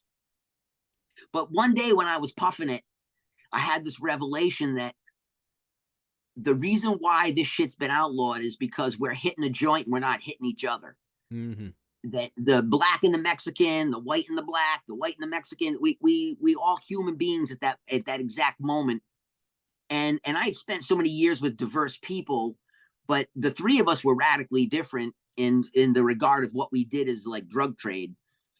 But the herb let us all for a moment just be ourselves and just laugh about the day and what was taking place, and we all accepted each other's choices of who we were and what we did. And when the joint was done, we walk away, but there was a moment when I realized that we're hitting the joint and we're not hitting each other. Mm-hmm. And that's when I really started to say that herb was this incredibly powerful social thread that weaves people together in a way that's really healthy. And I think that that's one of the things that in America we don't really look at from the same way. We look at it as more of an escape drug where we just want to leave the situation. And if you really take a look, that's like the obsession with ultra high potency. It's we want to get the fuck out of our situation right now. We're not trying to get to a place and ride and enjoy. We just want to get to the place, and that place is a full escape. And there's only certain populations that, like in the US, where you could really sell something that would be quantified as a sativa, right? So we know sativa is the fucking family, but we're going to say sativa is a morphology, and it's going to be a narrow leaf drug cultivar, right? That narrow leaf drug cultivar chemotype, based off of that equatorial base and the human selection of it, typically gives us more uplifting mental positivity, energy, clarity. If you look at the US, the only places that shit really sells is where there's high tech. And so anywhere where there's coding centers or people working in the computer world, when you take a look at legal store data, every one of those dots is where that shit sells at most velocity. So only a certain group of people in America want mental clarity, and they're using it to enhance their work. So they're using it to be able to, get into the coding, and then it has to have a little bit of balance on it so that their bodies isn't uncomfortable because they're hunched up, repetitively using their fingers 20,000 times an hour. That population of cannabis affects that group, but only that group. Everything else in the US, no matter where you look, is really all high potency, primarily fuel-based with some kind of candy on it to sweeten it, because most people coming into herb are coming in through vape. So they want the flavor, but they need the power, because what they want to do is get knocked the fuck out. So, if you think about it, herb was like 3 to 5%, maybe 7% THC if we measured it back in the 70s. And there's no store you can't go into and buy a pre-roll that's at like 46% because it's been enhanced. They've charged it. Mm-hmm. And so I just look back at my whole life and I'm just like, were people unhappy with what they smoked then? And they weren't. And it just means that herb that came in the 70s fit the social desires, the human desires of the population. And what we've got is we've got this situation in the US where, to me, and generally, people can't be that happy because what they want is sedation. So we got 50 million opiate addicts. We got a fucking fentanyl problem that's just ripping cities to pieces. So when you got heroin out of control and you got fucking fentanyl out of control and all the herb is narcotic, it just lets you know that, like, that's the tone of the world we're in. And it's unfortunate because what it does is it forces the development genetically of only those type of varieties. So we're not mining into other things and bringing it forward and putting it out into the public. So when you go into a store, there's like 40 varieties, but if they tell you it's a sativa, that means that shit's taken, 70 days, not 62. Mm-hmm. It doesn't mean that it's going to give you what you want. You almost have to find that shit on the exterior. You got to find it from home growers. Yeah. Yeah, man. That's the best place to get the weed. We encourage everybody to grow their own if it's possible. Oh, 100%. That's where you're going to get the best shit. Yeah, you can make it yourself and make it work for yourself. Mm-hmm. You can afford it. You can afford it. Mm-hmm. Like, that's the real issue. So, like, for us, when you remember, I've had stores for 15 years, right? And for me, I've always been this advocate. I mean, I fought for all the home grow rights in California. We fought for the medical rights in Humboldt. I just had this conversation, but we fought for all the medical advantages, because what happened was the county said they wanted to cut all medical cannabis out. We want to follow federal rules. Well, I went and researched that shit. And what I found that only data you can use in America comes out of the drug institutes that did the work in Mississippi. And they found how much cannabis an individual needs to grow to give them the amount that you would use medically under reasonable circumstances. Mm-hmm. And it came out where the average individual needs about 200 square foot of canopy. So you need, a 10 by 20, which would be like, 3 meter by 7 meter. And so that amount of canopy, the federal government said, is the amount. And they use that to create how many joints that they would give a patient. So I researched all that back data, and then I brought it into the county. And when I said to them, I said, okay, what we want to do is follow federal guidelines with medical cannabis, correct? Mm-hmm. And the county said, correct, we're going to follow federal guidelines. Well, then I broke out the federal guidelines, and they had no choice but to comply. And my fucking lawyer was in tears. He was like, oh, you're a researching motherfucker. But what it did was it allowed there to be medical canopy, and people couldn't understand why I was fighting for it when I had a store. And I was like, because I'm from the old days of you need control of your own weed supply. And what you want to be able to do is remove the money component as much as possible, because it's money that stops most people from using weed freely. You can't afford it. You can't go to a fucking dispensary. I own a goddamn dispensary. If I go to a dispensary and I buy grass from the dispensary, I'd go fucking broke buying weed enough to smoke. Yeah. You can't share it with anybody because it's costing too damn much. Whereas in California, you have an ounce sharing rule that says anytime I bump into somebody, I give an ounce of grass. So like when I grow my home medical garden, which is legal in addition to my 6 California legal, I barrel that shit and put it up in my cold storage in my garage. And what it does is it gives me enough grass that when friends come by, I can say, hey, here's a Ziploc bag and a Sharpie. The bins are labeled. Go grab you some weed.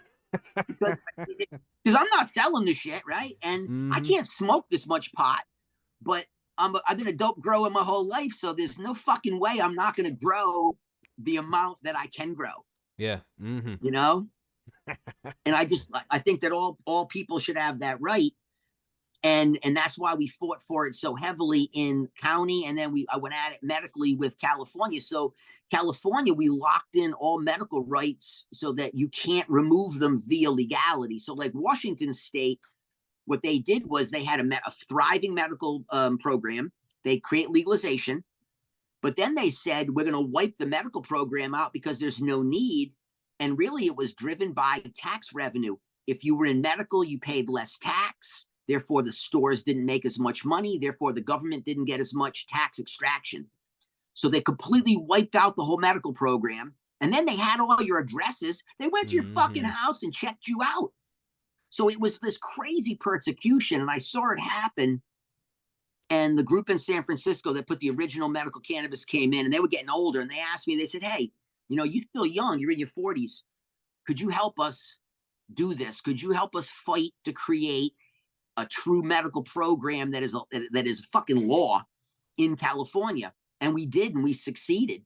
So what it does is it gives us medical rights so like in California, I could have an ounce in my pocket if I have California. You know, I'm in California, I'm over 21. I can have an ounce of weed. No cop can stop me, get me in any trouble. Nobody. But if I have 2 ounces, I can catch a felony as a cannabis owner. So, like, if you take a look at, go online and go check out Connected, right? They're a brand. They're a big fucking brand. The owner gets in a plane in like Sacramento, has 2 ounces on him, catches a fucking felony enhancement because he has a California cannabis license. So he catches a felony, catches a fucking case, catches the ankle monitor over, and this is in 2020 fucking 3. And it couldn't be any crazier. But for me, as a medical marijuana card holder, I can have 8 ounces in my pocket, completely legal. I can have, in my yard, I can have 400 square foot of canopy for my acreage size. No How you fitting plant 8 ounces in your pocket, though? Yeah, I got big pockets. Yeah, That's it. Big pockets. Hikers. That's it. Cargo But it pants. also lets me have, like, you know, almost like an ounce of concentrate. Whereas with medical, you know, if you're legal, you have like a gram of concentrate. And if you go and get the state card, which just means that they go and they look at your medical and then they just validate that that's you, that's an official medical, and the doctor just sends them the paperwork. It lets you get cheaper prices at dispensaries across the state, period. They have to give you a reduced tax rate. right. So we fought for all this shit so that there would be some form of reasonable ability for people that don't have lucrative incomes to fucking enjoy weed.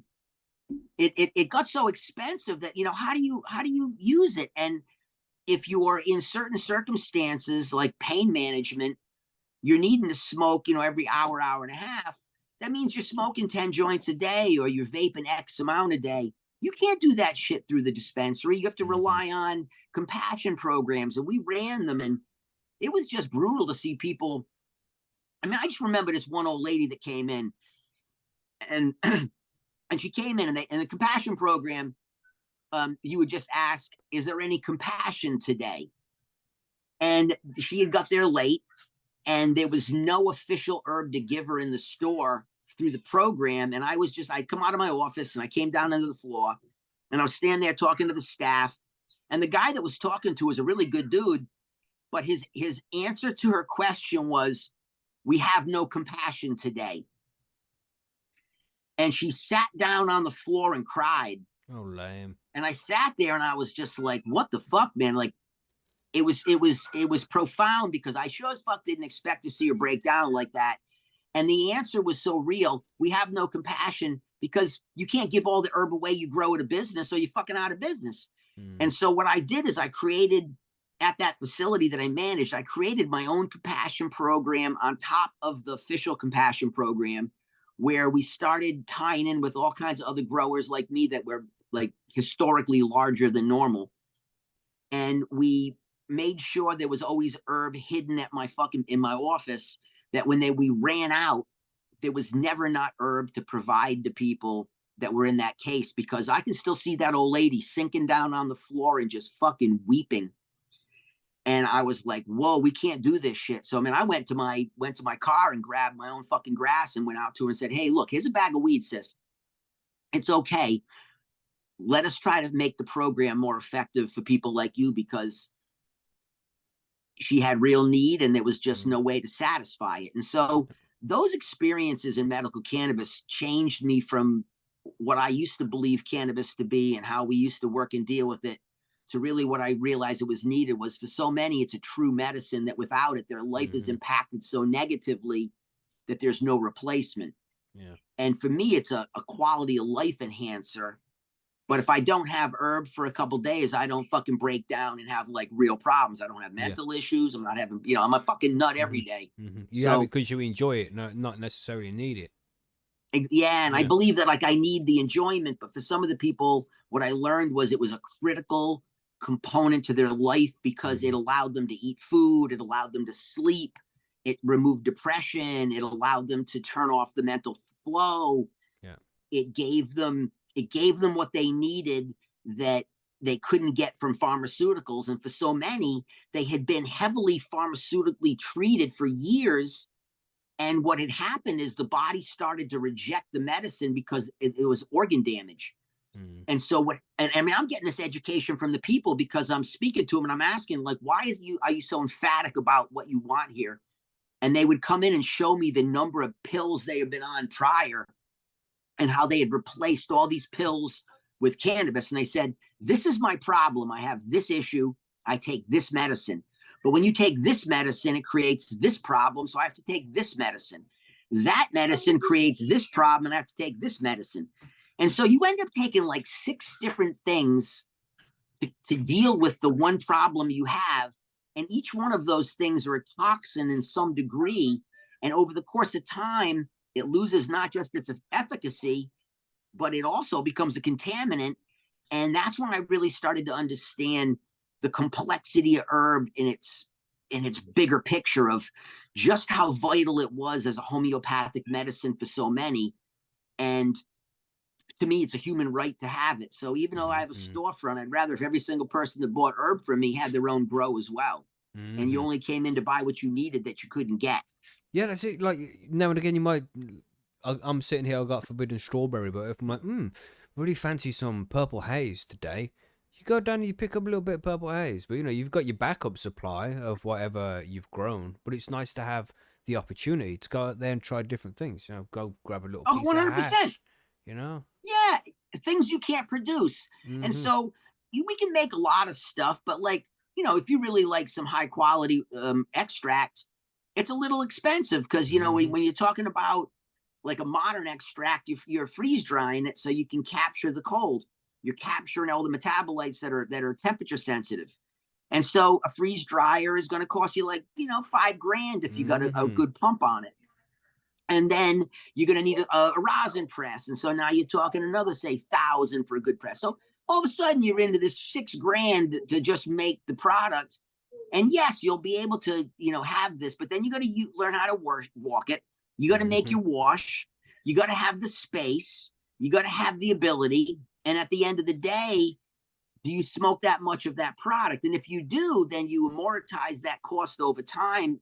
And you say, okay, I got my consumption down to like $3 a day versus $30 a day. But if you're only smoking a little bit, it makes better sense to spend $30 and spend, $7,000 on all the equipment to make really top quality rosin. And buy a lot of rosin for $7,000. Yes.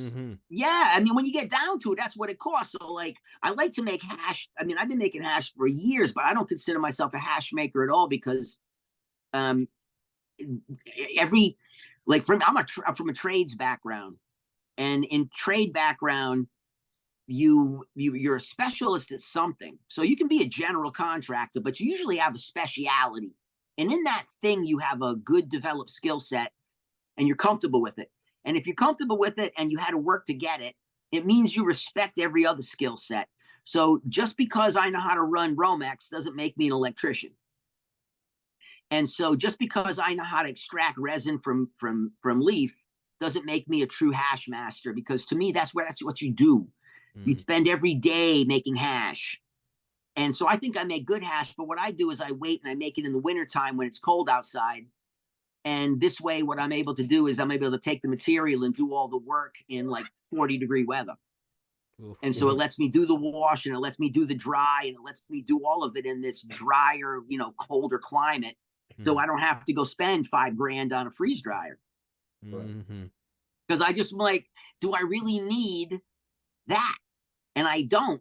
And what I want is I want a really good quality hash. And I can actually, I think, like from experience going all directions, for me personally, when we capture too much of the volatile, it makes the high edgy. It makes you like, it moves you.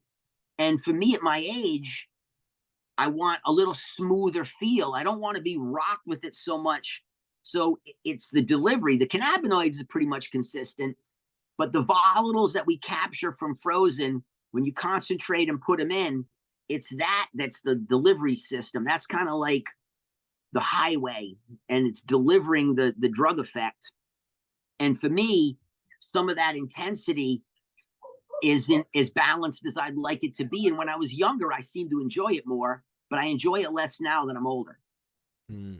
So regular hash without the freeze drying, but just well made, good extractable plants, keep it cold when you grab it.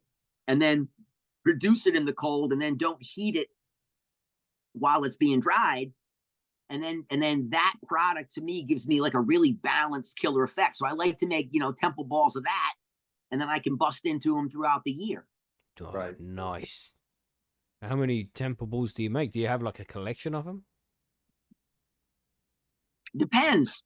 It depends on what I'm washing and what I'm doing. And so sometimes, like, I was when you see, this is where the home grower comes in. Mm-hmm. You can go make products that you can't fucking buy. So a couple of years back, what I wanted African Congo hash.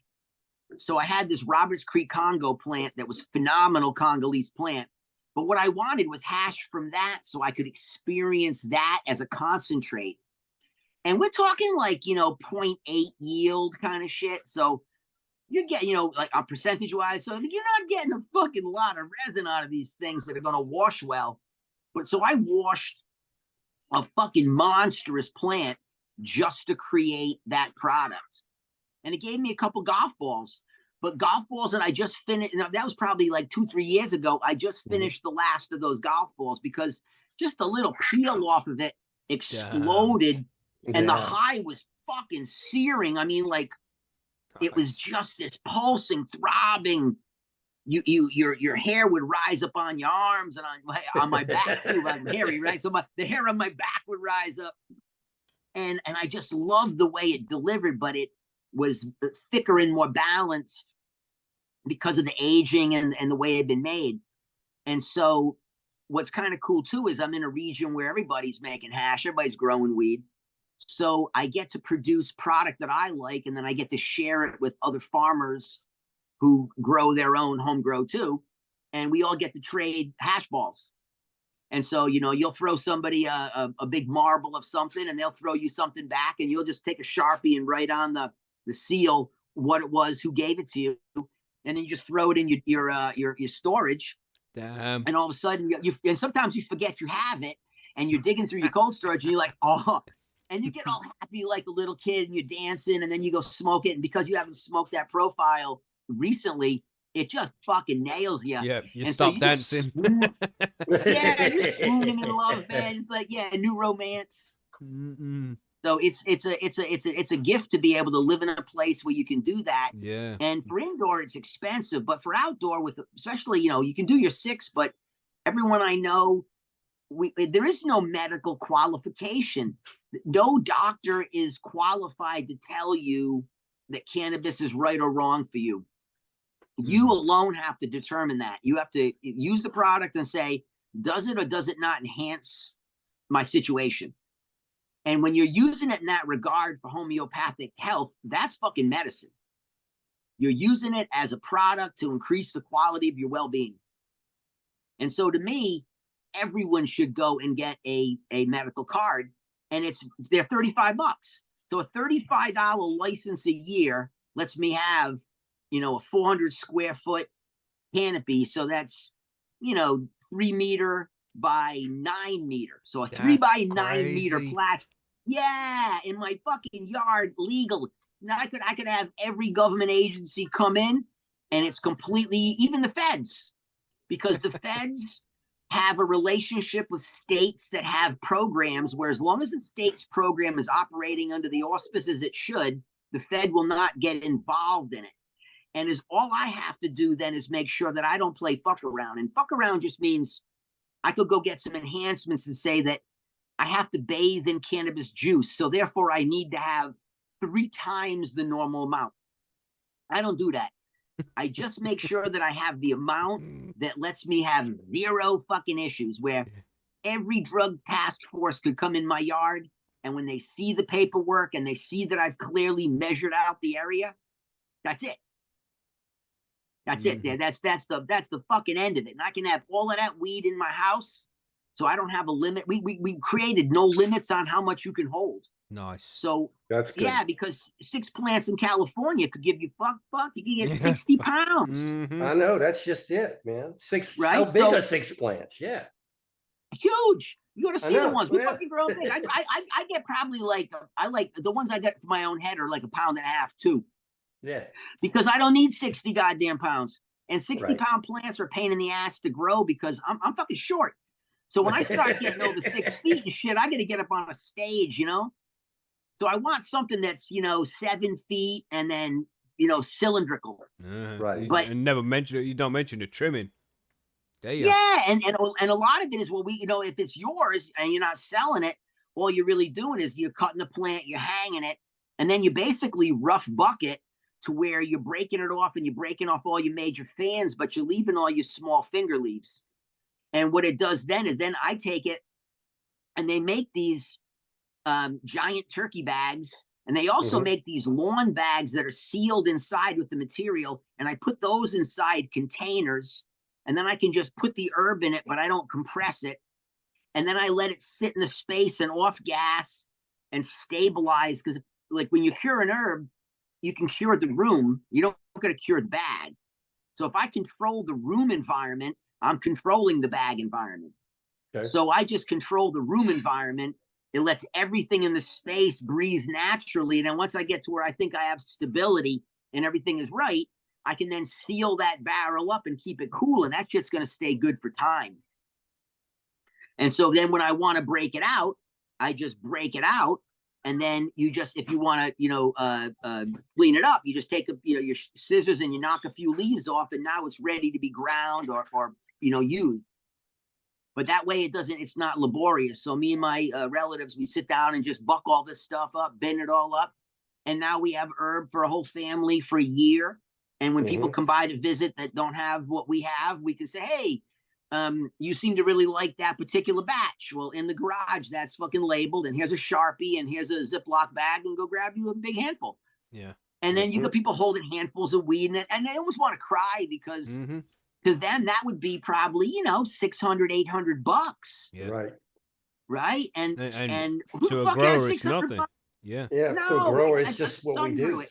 Yeah. The sun grew it, and the earth did the work. So like me, I'm just there kind of helping out, but I'm not doing it. Indoor is different. Indoor requires an investment in infrastructure and nonstop fixed and variable costs. So indoors is a different animal. But when you're growing really good outdoor and you're not trying to, you're being smart about it. You're identifying what plants work really well in your environment, and you're making sure that there's a diversity of it within it so that you get the different populations you want to consume.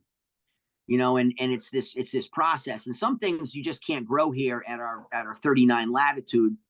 But if you go through enough population, you'll find outliers that always have a little more resistance, or they finish a little earlier. So I got lucky that I found a really nice C5 Haze Cambodian 3 hybrid from Scott Family Farms. I got some stock from Charles years ago. And I went through the population and found this killer Colombian Cambodian that just absolutely worked here. And that shit was good. Like I still got a bunch of that sitting.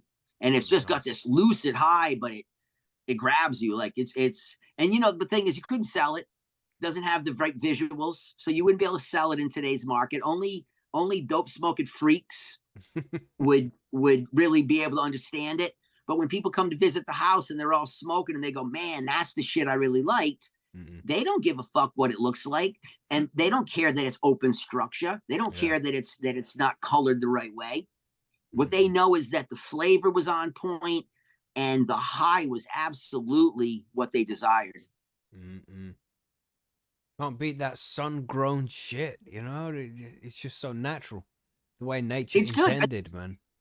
It is. It's and the truth is that what you find is, you got to remember that all these modalities all occurred from like necessity and illegality, right? So, greenhouse technology in your area, Holland, has been around for hundreds of years because you can't grow tropicals without capturing climate. And so what you have is this development of things that shine in those environments, and they just do. And when you move that plant to another environment, it doesn't work as well. So some things developed for indoor are absolutely incredible. And when you consume them, you're like, damn, that's really good. And then there's things that come out of greenhouse operations that have been developed for mixed light, and they're really good. And then there's things that are outdoor that are really good. And so there's awesome in every category. I just personally, as a smoker, prefer outdoor more because it's more of a thicker, fuller flavor. The stress of being outside makes the plant produce a little heavier in a certain directions. And as a consumer, so to me, it's more like the difference between a cigarette and a cigar. And so I'm more of a cigar smoker than a cigarette smoker. And to me, outdoor is more like a cigar. It's more mouthfeel. It's this thicker smoke. It's oilier.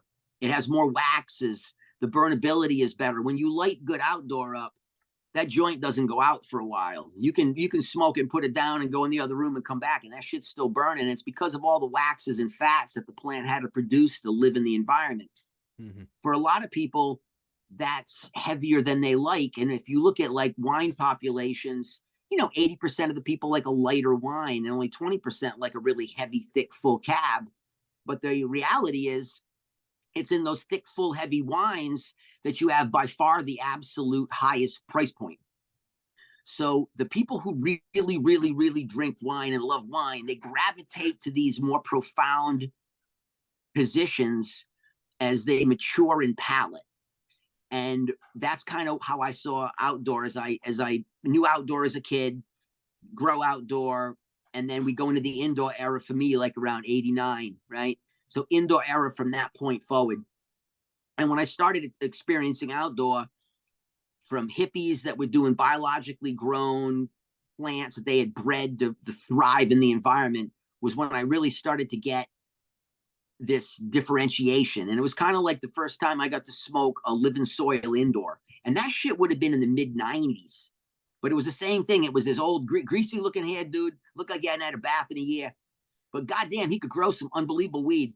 And I used to buy pot from him, and I had operations everywhere. And people used to trip out, and they're like, "Why do you buy herb from the greasy hippie when you have all these operations?" And I said, I'm got to be honest. I said, the guy's fucking better grow than I am. He absolutely grows some of the tastiest pot. And it was because he was using biological soil delivery. And so it was the first time it starts to help you to just quantify what's real and what's not to you. So I don't tell other people that they have to follow my preference, but I just know that I understand why I have a preference and I can fucking explain it. It's not just, I don't know why I like it. I just do. What I know is biologically driven outdoor gives me a different type of resonance in the high. It's not that I don't get as high from an indoor. I actually get higher in some degrees, but I get higher in a single spike. It's not an even plane. So like I'd say indoor goes a little bit above, but outdoor is way more nuanced in its breath, and it holds that quality longer, and then you come out of it more gradually. Where indoor is more like smoke and resin, where you hit it and you hit the fucking ceiling, and then you come right back out of that shit. So you blow up and blow down. And so you end up having to puff more of it to maintain a level. And for me, as like a smoker, what I get is a really good lift and then a really good high, but a broad developed band of high, and then a really good come down that comes out of it. And so for my smoking needs and what I like as herb, that's kind of where I try to spend most of my time. But I use indoor to do development. The facility runs indoor for R&D, and I always run an indoor for seed making and R&D through the winter so I can play with stuff for summertime. But what I try to produce is all my weed for the year from my outdoor garden. Oh, that and it's so cheap as well. Massively cheaper than indoor grow. Stupid. Oh, it's unreal. And when you grow the shit yourself, yeah, you can smoke the fuck out of it. You're able to smoke weed all the time. You're able to live with weed the way herb was originally intended, where it was just a product that was available in the area and people partook and enjoyed. Like even like Pakistan, right? The consumption of in Afghanistan too, the consumption of the product goes along with like the tea and the prayer. So they pray multiple times through the day. So the first prayers in the morning, last prayers before like at dusk. And it kind of creates the rhythm of the cycle through the day. And each time you pray, you take a break from the work and you have tea, and they would smoke hash. And it allows there to be the rhythm of the human, because when you don't get a break, you break down. And so if you're in these hard conditions and you're doing physical labor, you need to have a break. And so the prayer is for thankfulness. The T is for like appreciation, because you're getting value from the liquid and the herbs, but it's this appreciation of this moment where you get to sit and sip the tea, and then the hash brings you together and numbs the fact that you're doing hard labor. So they wove all these things together in this really fascinating matrix, and you get to see these rhythms of consumption. And they would say, that you're burning, I'd probably say that the patty that they would light up in the day, you might go through like an ounce of hash a day with a group of people, patting it up, breaking it, circling. There was no restriction. It wasn't like, here's a little piece of hash. It was like, open up the bag and you open up this giant ball of dry sift, and you rip it open and pull a chunk out and then roll and spire it up. Mm-hmm. It was so natural. And in Pakistan, I want to say the key price is like around $150 for like premium dry sift. So, you're paying $150 for 2.2 US pounds of hash. Fuck. And it wouldn't go for $200 if it wasn't in Pakistan. Mm-hmm. That shit would sell in the States for people who wanted that type of traditional product. Like, I would buy that. Yeah, for sure. So when you were in Pakistan, are you searching for certain genetics, I assume, right, for seeds? Not really. As odd as that sounds, what I was there for was to hang out with the landrace team and look at plants with them. But I didn't have a genetic hunt in mind. It wasn't like I was there to gather my own stock. Mm-hmm. I have a lot of stock. It was more of, I wanted to be with the Pakistanis, looking at stock with them through their eyes. All right. And I ended up collecting some gorgeous shit that I brought back. But that really wasn't the incentive. It was more of the incentive to be with people in the nation of origin who look at this from their own vision of how they see crops. Because you gotta remember, this shit's wild in Pakistan. So every time you see any depression in the earth, there's fucking herb growing out of it everywhere you looked. So it's a crop that's been there for 4,000 years, right? Mm-hmm. So how do they see the plant? What to them is outliers? What words do they use to describe? So I really wanted to hang out with them, and they were bringing me in to bring value to what they did, but I didn't think they needed it. And when I got there, they definitely didn't need it. So they didn't need me to do shit. They knew what they were doing. What they did is they got to hang with me, and we got to go like play hunt. And I got to experience what it was like to look at ungodly populations of cannabis and found outliers. And we started noticing some really cool patterns of the relationship between the type of farm and the profiles in the cannabis. And you started being, because I have it all journaled.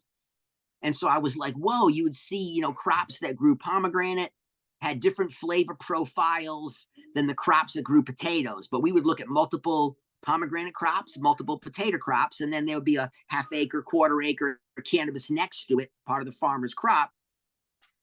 And we would start to notice the patterns of similarity. And then we would also notice the weird outliers that would pop out. And it was the weird outliers that I was looking for. I was looking for stuff with them that absolutely, because that was what they were asking. What are the things that would best resonate in other markets? And so I said, look, I'll use, excuse me, I'll use the US market as the base. And what we'll do is we'll identify things that I think would resonate in the US, specifically in hybridization, because very few things that you pull in from other places can you sell in the US market as it is. We're fixated on visual, we're fixated on specific colors, we're fixated on cannabinoid percentages. So in legal markets, you really have a very narrow lane of what can fit in. But through work I had done with the group out of Afghanistan and India, that group and myself had done a lot of work with sharing genetics. And then I take those genes and then I clean them up a little bit indoor to make sure there's no intersex traits. And then I create an open population from the group that's remaining. And then I give them out to craft farmers so that what we can do is create like living gene banks. So that way the general public can get access to shit they couldn't get access to. and it allows people to go buy the stock from the groups that sell the stock, which is needed to sustain the work they do at the villages.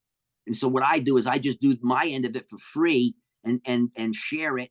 So what it does, it gets interest, and then people can then go back to where you really want to buy more of it or new, and start to really understand that as a cannabis community, we're global, that being able to preserve genes in the way you are, is it identical? No, because it's going to start to take on epigenetic influence from moving it. But the idea that we're trying to preserve pieces, and we're trying to share, and we're trying to give value to all facets of the cannabis plant because it has value, that to me, that's like critical for cultural preservation and genetic preservation. And so what I know is that when you go work with plants from any country that's not in a developed movement where it's being really quantified through lab, the best thing to do is create populations that are pure, that you bank, and then you find outliers that have traits that are just really off the hook, and you hybridize those into other plants. And so it allows you to bring bigger resin heads, better abscission layer break, profiles that you just don't see because we've necked our profiles down, resiliency, resistance, just coloration, things that are just interesting. And so everything that was a super outlier, we would note and then chop the plant. And we're driving around with a pickup truck filled with trash bags, filled with weed. So, I mean, it was still like a cartoon, right? This giant, we got a convoy of rigs, but one of them is the weed. And then every night when we got to a stopping point, me and the team would take each trash bag and open it up and then break down all the herb. And because it was so dry at night and cold, you started having the plants desiccate down. And eventually, by the time we got to Lahore, we were down to, a shopping cart filled with bags of all individually labeled seed that we finally cleaned up. Damn, so we that's had a the lot whole of plant. seeds. Oh, it was crazy, man. We would cut each plant, but some of the plants, when you try to break the plant apart, you couldn't rip a branch off. It was so lignified. It was so tough. The epidural layer was almost sharp, almost cut your hands when you touched it. It was plants that had developed without any kind of coddling. If it didn't work, that shit got killed. And so you got to see resistance and stunning unique profiles, rich purple bubblegums, chemical hairspray, vomit sickness with sweet in the back that when you move the plant, a whole field filled with it. And that vomit, it's weird, but vomit is the same. In vomit, you have the same scent compound as you have in cheese, methylbutyric acid, methylbutyrate. And Delicious. So mammals, mammals have been programmed to go after methylbutyrate because when you vomit it out of food source. And so that's why you'll see dogs puke and then eat it again, because to them, the smell that comes with it is an attraction and it makes them eat it. It's the same with us. And so Hershey's chocolate identified that, and Hershey's chocolate adds methylbutyrate to the chocolate. And that's why, and I'm serious. I'm addicted to cheap ass Hershey's chocolate compared to like a gourmet chocolate because I've been exposed to the methylbutyrate chocolate my whole life. And to me, that's what I associate as good chocolate. And so that disgusting smell of vomit is the same molecule that's in really rank cheese, and we're programmed to go after it. So it was weird. We were cracking up, man. The smells coming out of this shit was filling a field. Like when you shake one plant and it wipes out 10,000 other plants, it's an outlier. It was crazy. So we collected all the stock. And then what I did is I just kind of helped them in terms of like what they were selecting for is what they liked. And they had X of the boys, Hami and Numi and Kashi. And then the crew that I was with, which was Jamie and Imran, they were all excellent hunters, right? Everybody had skills. And all we really did was look for the outliers that we would find and notice. And it was cool because anytime any one of us found something really unique, the others could agree that it was. So what you had was the land race team had their shit together. The boys that had come over from the other countries had their shit together. And I got to hang out with these guys and just enjoy hunting and looking at varieties with people who are really seasoned. So and it's not that it's not fun to go with people who aren't. It's just that if you haven't seen a million plants, outliers are kind of hard to define, because if you're new to cannabis, everything's pretty fire. But when you've touched it for a long time and you've touched a lot of it and you've touched it from a lot of places, you can start to say, yeah, these are pretty good, but I think there's better examples of this profile. But when you find something that redefines a profile, when you find something that there was some plants that produced so much essential oils that when I brushed into it, it wet my whole arm. And I looked up and said, damn, we must have had rain. And I'm like, wait a minute, there's no rain. We're in a fucking desert. And I did it multiple times in the fields, and it was very similar plant.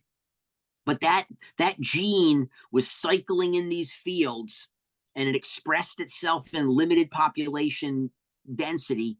But whenever you bumped up against it, it literally wet your arm, and you looked at it and the whole thing glistened. And I don't mean like you got some resin on it. This shit was like liquid water.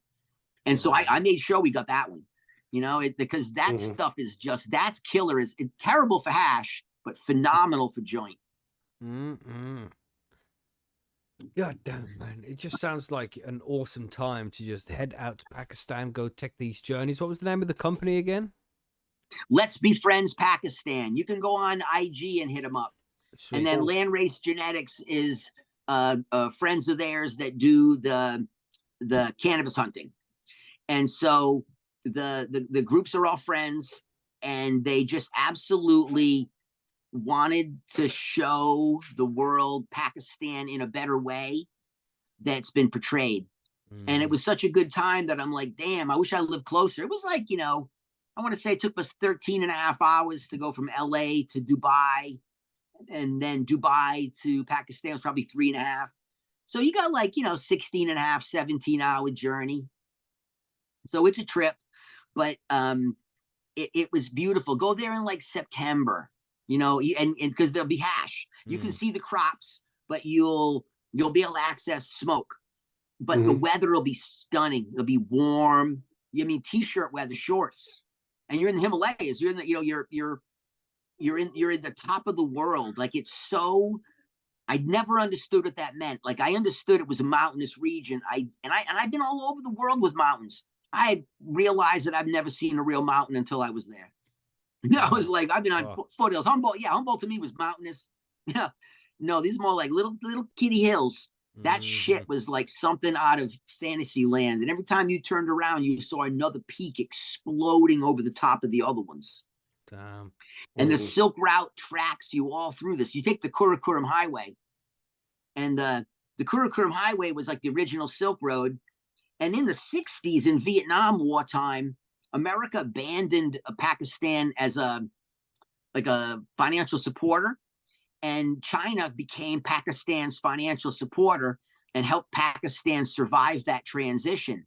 And what occurred was that China said to Pakistan, hey, if we had a better road that moved through, we would have been able to help you better. And so they looked at creating this Karakoram Highway, and they laughed and said, it's impossible, though. But the Pakistanis took it on themselves, and they call it like the eighth wonder of the world, because it's the highest paved road in the world. And when you're on it, you can't believe it's the place where you never take your eyes off the road, man. There was a landslide. We come over the ridge, and you see where these boulders come down like, 2,000 feet and blow a wall right out. You can see where there's been landslide shit. But I didn't see any of it. We come around a corner, and it was a beautiful sunny day. And all it was the whole road was this fine, white, powdery mist. And in my mind, I'm like, oh, they must be doing demolition or jackhammering or something. But I don't hear any noise. And we're chilling for a second because we can't drive because you can't see anything. And as all the mist settles, I look over to the side, and right next to the car where we were was a rock the size of a refrigerator that had fallen from space and had landed on a wheelbarrow. And the wheelbarrow was all mangled, and just the pieces were poking out. And I realized that this just happened, and that's where all that dust came from. And if we had been a couple seconds earlier and a couple feet over, that shit would have hit me right where I was sitting. Jesus. And I said, holy shit, that's real.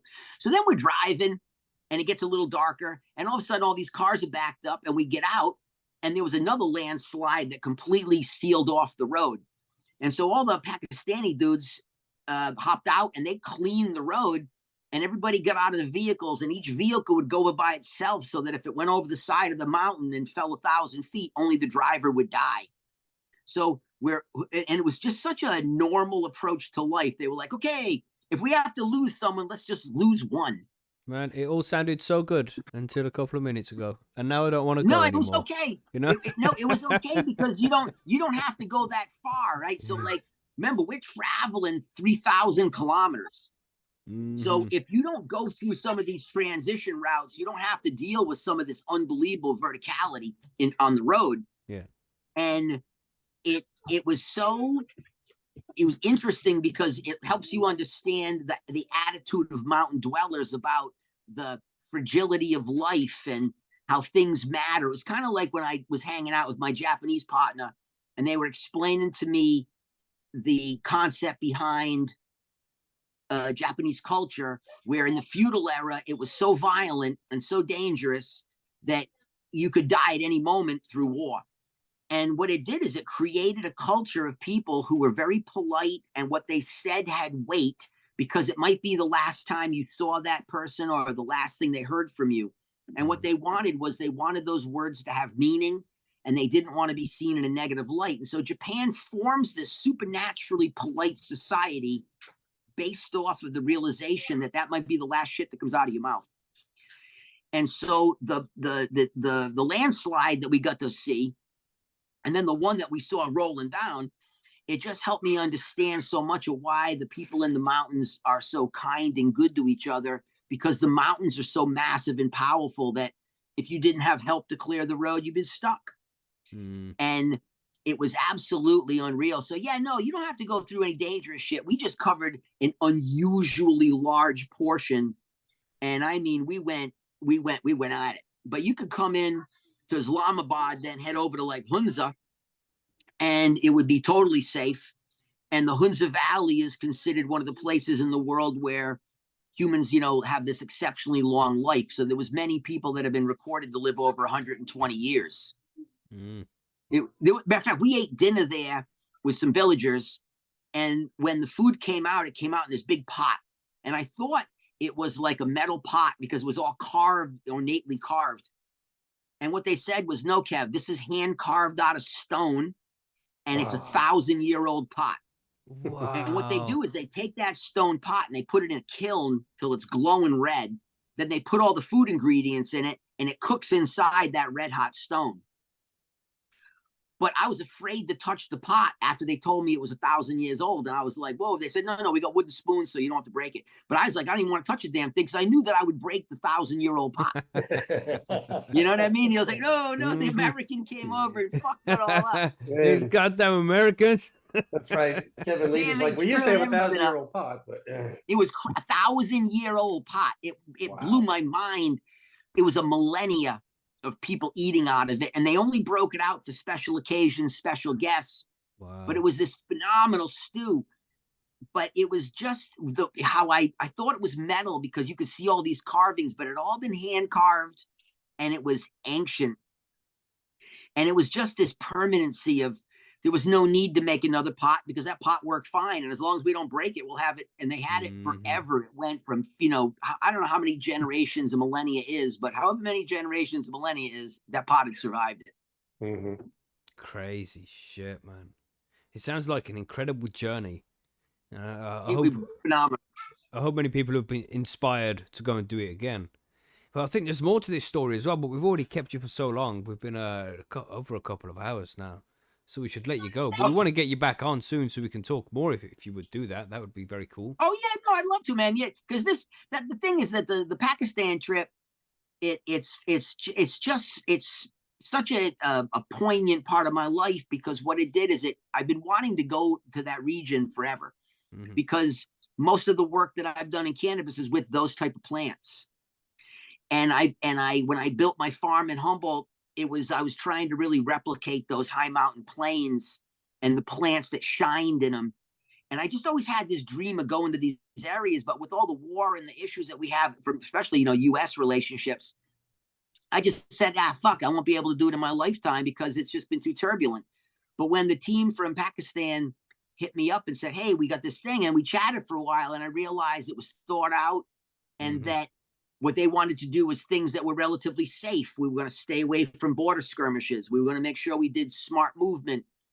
And there was zero issue, zero problems, zero.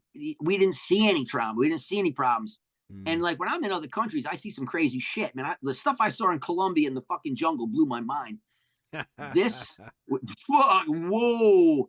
There's levels to the game, and some places are just at their own level. Pakistan was really healthy and safe, and it allowed me to be able to like mentally relax so that I could just experience and enjoy and immerse myself in the world of the hash plant. Because when the hash plant came to the US, we didn't take the culture with us. We just took the plant. We didn't take the Hashashin way of life and hash as a product. We just took the plant. The hash renaissance happens years later. And guys like Frenchie, in the US really like put that out. And then there's many people, but he was one of the first people to really talk about the traditional hash styles and the quality of resin in specific regions. And he really kind of ignited a fire in a lot of the youth to move forward as hash makers in today's world. So to be able to go there and see the plant that I used in all my work, and then to see it used in its native form and in its native consumptive method, it just put it all together. And it just made me feel like I had now connected to the past more correctly. Just like Colombia made me understand the duality. Mexico helped me understand the community that grows. Pakistan really let me connect into this holistic usage of the plant in its totality. Man, let's get you back on it. Maybe, well, you have the link for the Calendly, so if you want to book another link, and then we can talk about Colombia next time, that would be cool. Sounds like you have some stories hell yeah, there too. No, I'm down. Sweet. Let's set up another. Yeah, you know how to reach me. I'm down because I love. What I know is that for so many people that they just don't get a chance to go and experience a lot of this stuff, and you only experience it from a little YouTube documentary. But the problem with that kind of shit to me is that in order to get any views, you got to put some kind of drama in it, and it doesn't allow you to really like get immersed in the person's experience of the place. And for so many, what they want is they don't want the drama. They want to be able to say, hey, what was it like to explore and experience these things in this way? And that's what I'm into. Like, that's what I listen to. If you got a lot of fucking drama in your life, I really don't want to be around you. And I try not to get caught up in too much bullshit online either.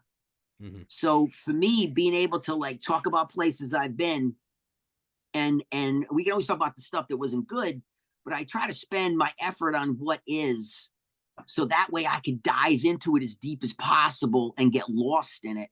And I just think that for most people that are, we call them like herb freaks, that's what we want, man. We want to dive to the bottom of the pool, but with herb, the closer you get to the bottom, the further you find yourself from the bottom.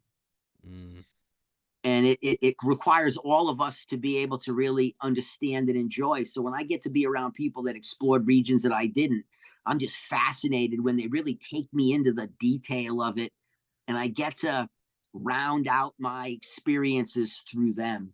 So now I'm always down to chat with you guys. Nice. Man, sounds great, I'll sort it out for a couple of weeks. So a couple of weeks might be too soon, but I'm willing to do that. Yeah, but it's up to you, Kevin, as the guest, of course. Yeah, no worries. We'll set up a time, and I'd love to chop it up. We can get into all kinds of stuff. So yeah, just feel free, man. It's always my pleasure to be on your show. Awesome. Thank you very much, Kevin. We'll let you go, mate. Appreciate We appreciate it, you massively. Thank you. Thank you, sir. Appreciate you so much, man. Right on, baby. Enjoy. I love the avatars, man. I got to get me a cool one too. It's all you see about your face. Yeah, man. All right, peace. Check you later, bro. Bye-bye. All right. Here's where we wave. Yep. As we do. Yeah, man. Damn. What a fucking cool journey. I'm telling you. What are you saying, Monkey? Should we do it? What are you saying? You want to go What do you mean? Pakistan? You want to go? Oh, but he made it sound accessible almost, you know.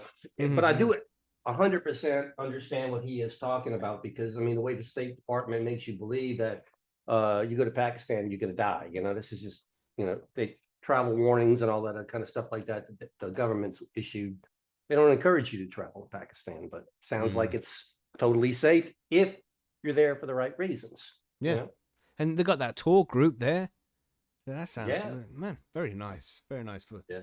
it's getting late. Look at it. It's 11:30. It's coming up to midnight, and I'm drowsy. I've Yeah. smoked. Well, Need you know what? some munch. I don't know if you were watching the chat, but they were going like, yeah, what Mackie needs to do is he needs to get Kevin on with the Bridger Steve and Angus. And it's like, yeah, and that used to be alive in the coffee house in Amsterdam, man. Yeah, that's where we do a live show. You're sitting there watching those three go. Woo. Yeah, that would be a long one. That would be cool, though. There'd be a lot of good information. That would be, man. I bet we could make it happen as well. It's possible. Yeah, it would be. I don't know who would get the word edgewise with those three, man. They all like to give their stories out. That would be very, very interesting. Yeah, Filmy Bowles is like, no, I just got here. Unlucky. Unlucky. But yeah, thanks to everybody in the chat there for joining us for a reasonably long one there. So, yeah, back in nearly 3 hours for you guys, because we had the 15 minutes beforehand as well. So yes, shout out to all of those who dragged themselves through from start to finish. We appreciate you guys, man. I suppose there won't be any music and stuff. Usually this is a Patreon show. So I hope you guys have enjoyed like what it's like behind the curtain. The next interview we have is on Thursday with the High Ladies. We're going to be talking about how they've created their cannabis brand and are taking over the world, man. These ladies are doing good. But that one will be for the Patreons, everybody. From podcasters to award-winning podcasters to a cannabis brand. Check it out, man. They're smashing it, man. I'm telling you. See, and I spoke to them today as well. So, yeah, one day, Monkey. One day. Oh, yeah. One day. Yeah. We can dream. You never know. It could happen. First of all, we have to become legal. That's the big thing, isn't it? Well, once that's done, sure we're all good. It's got to happen eventually, surely. Maybe we need to plan a trip for Pakistan 2025, everybody. What you saying? What are you saying? That's it, man. Let's do it. Everybody get altitude acclimated, because it's going to be a big trip. Come on now. But until Thursday, then, everybody stay high and stay safe. We'll catch you on the next one. There will be no music. The stream will just end in about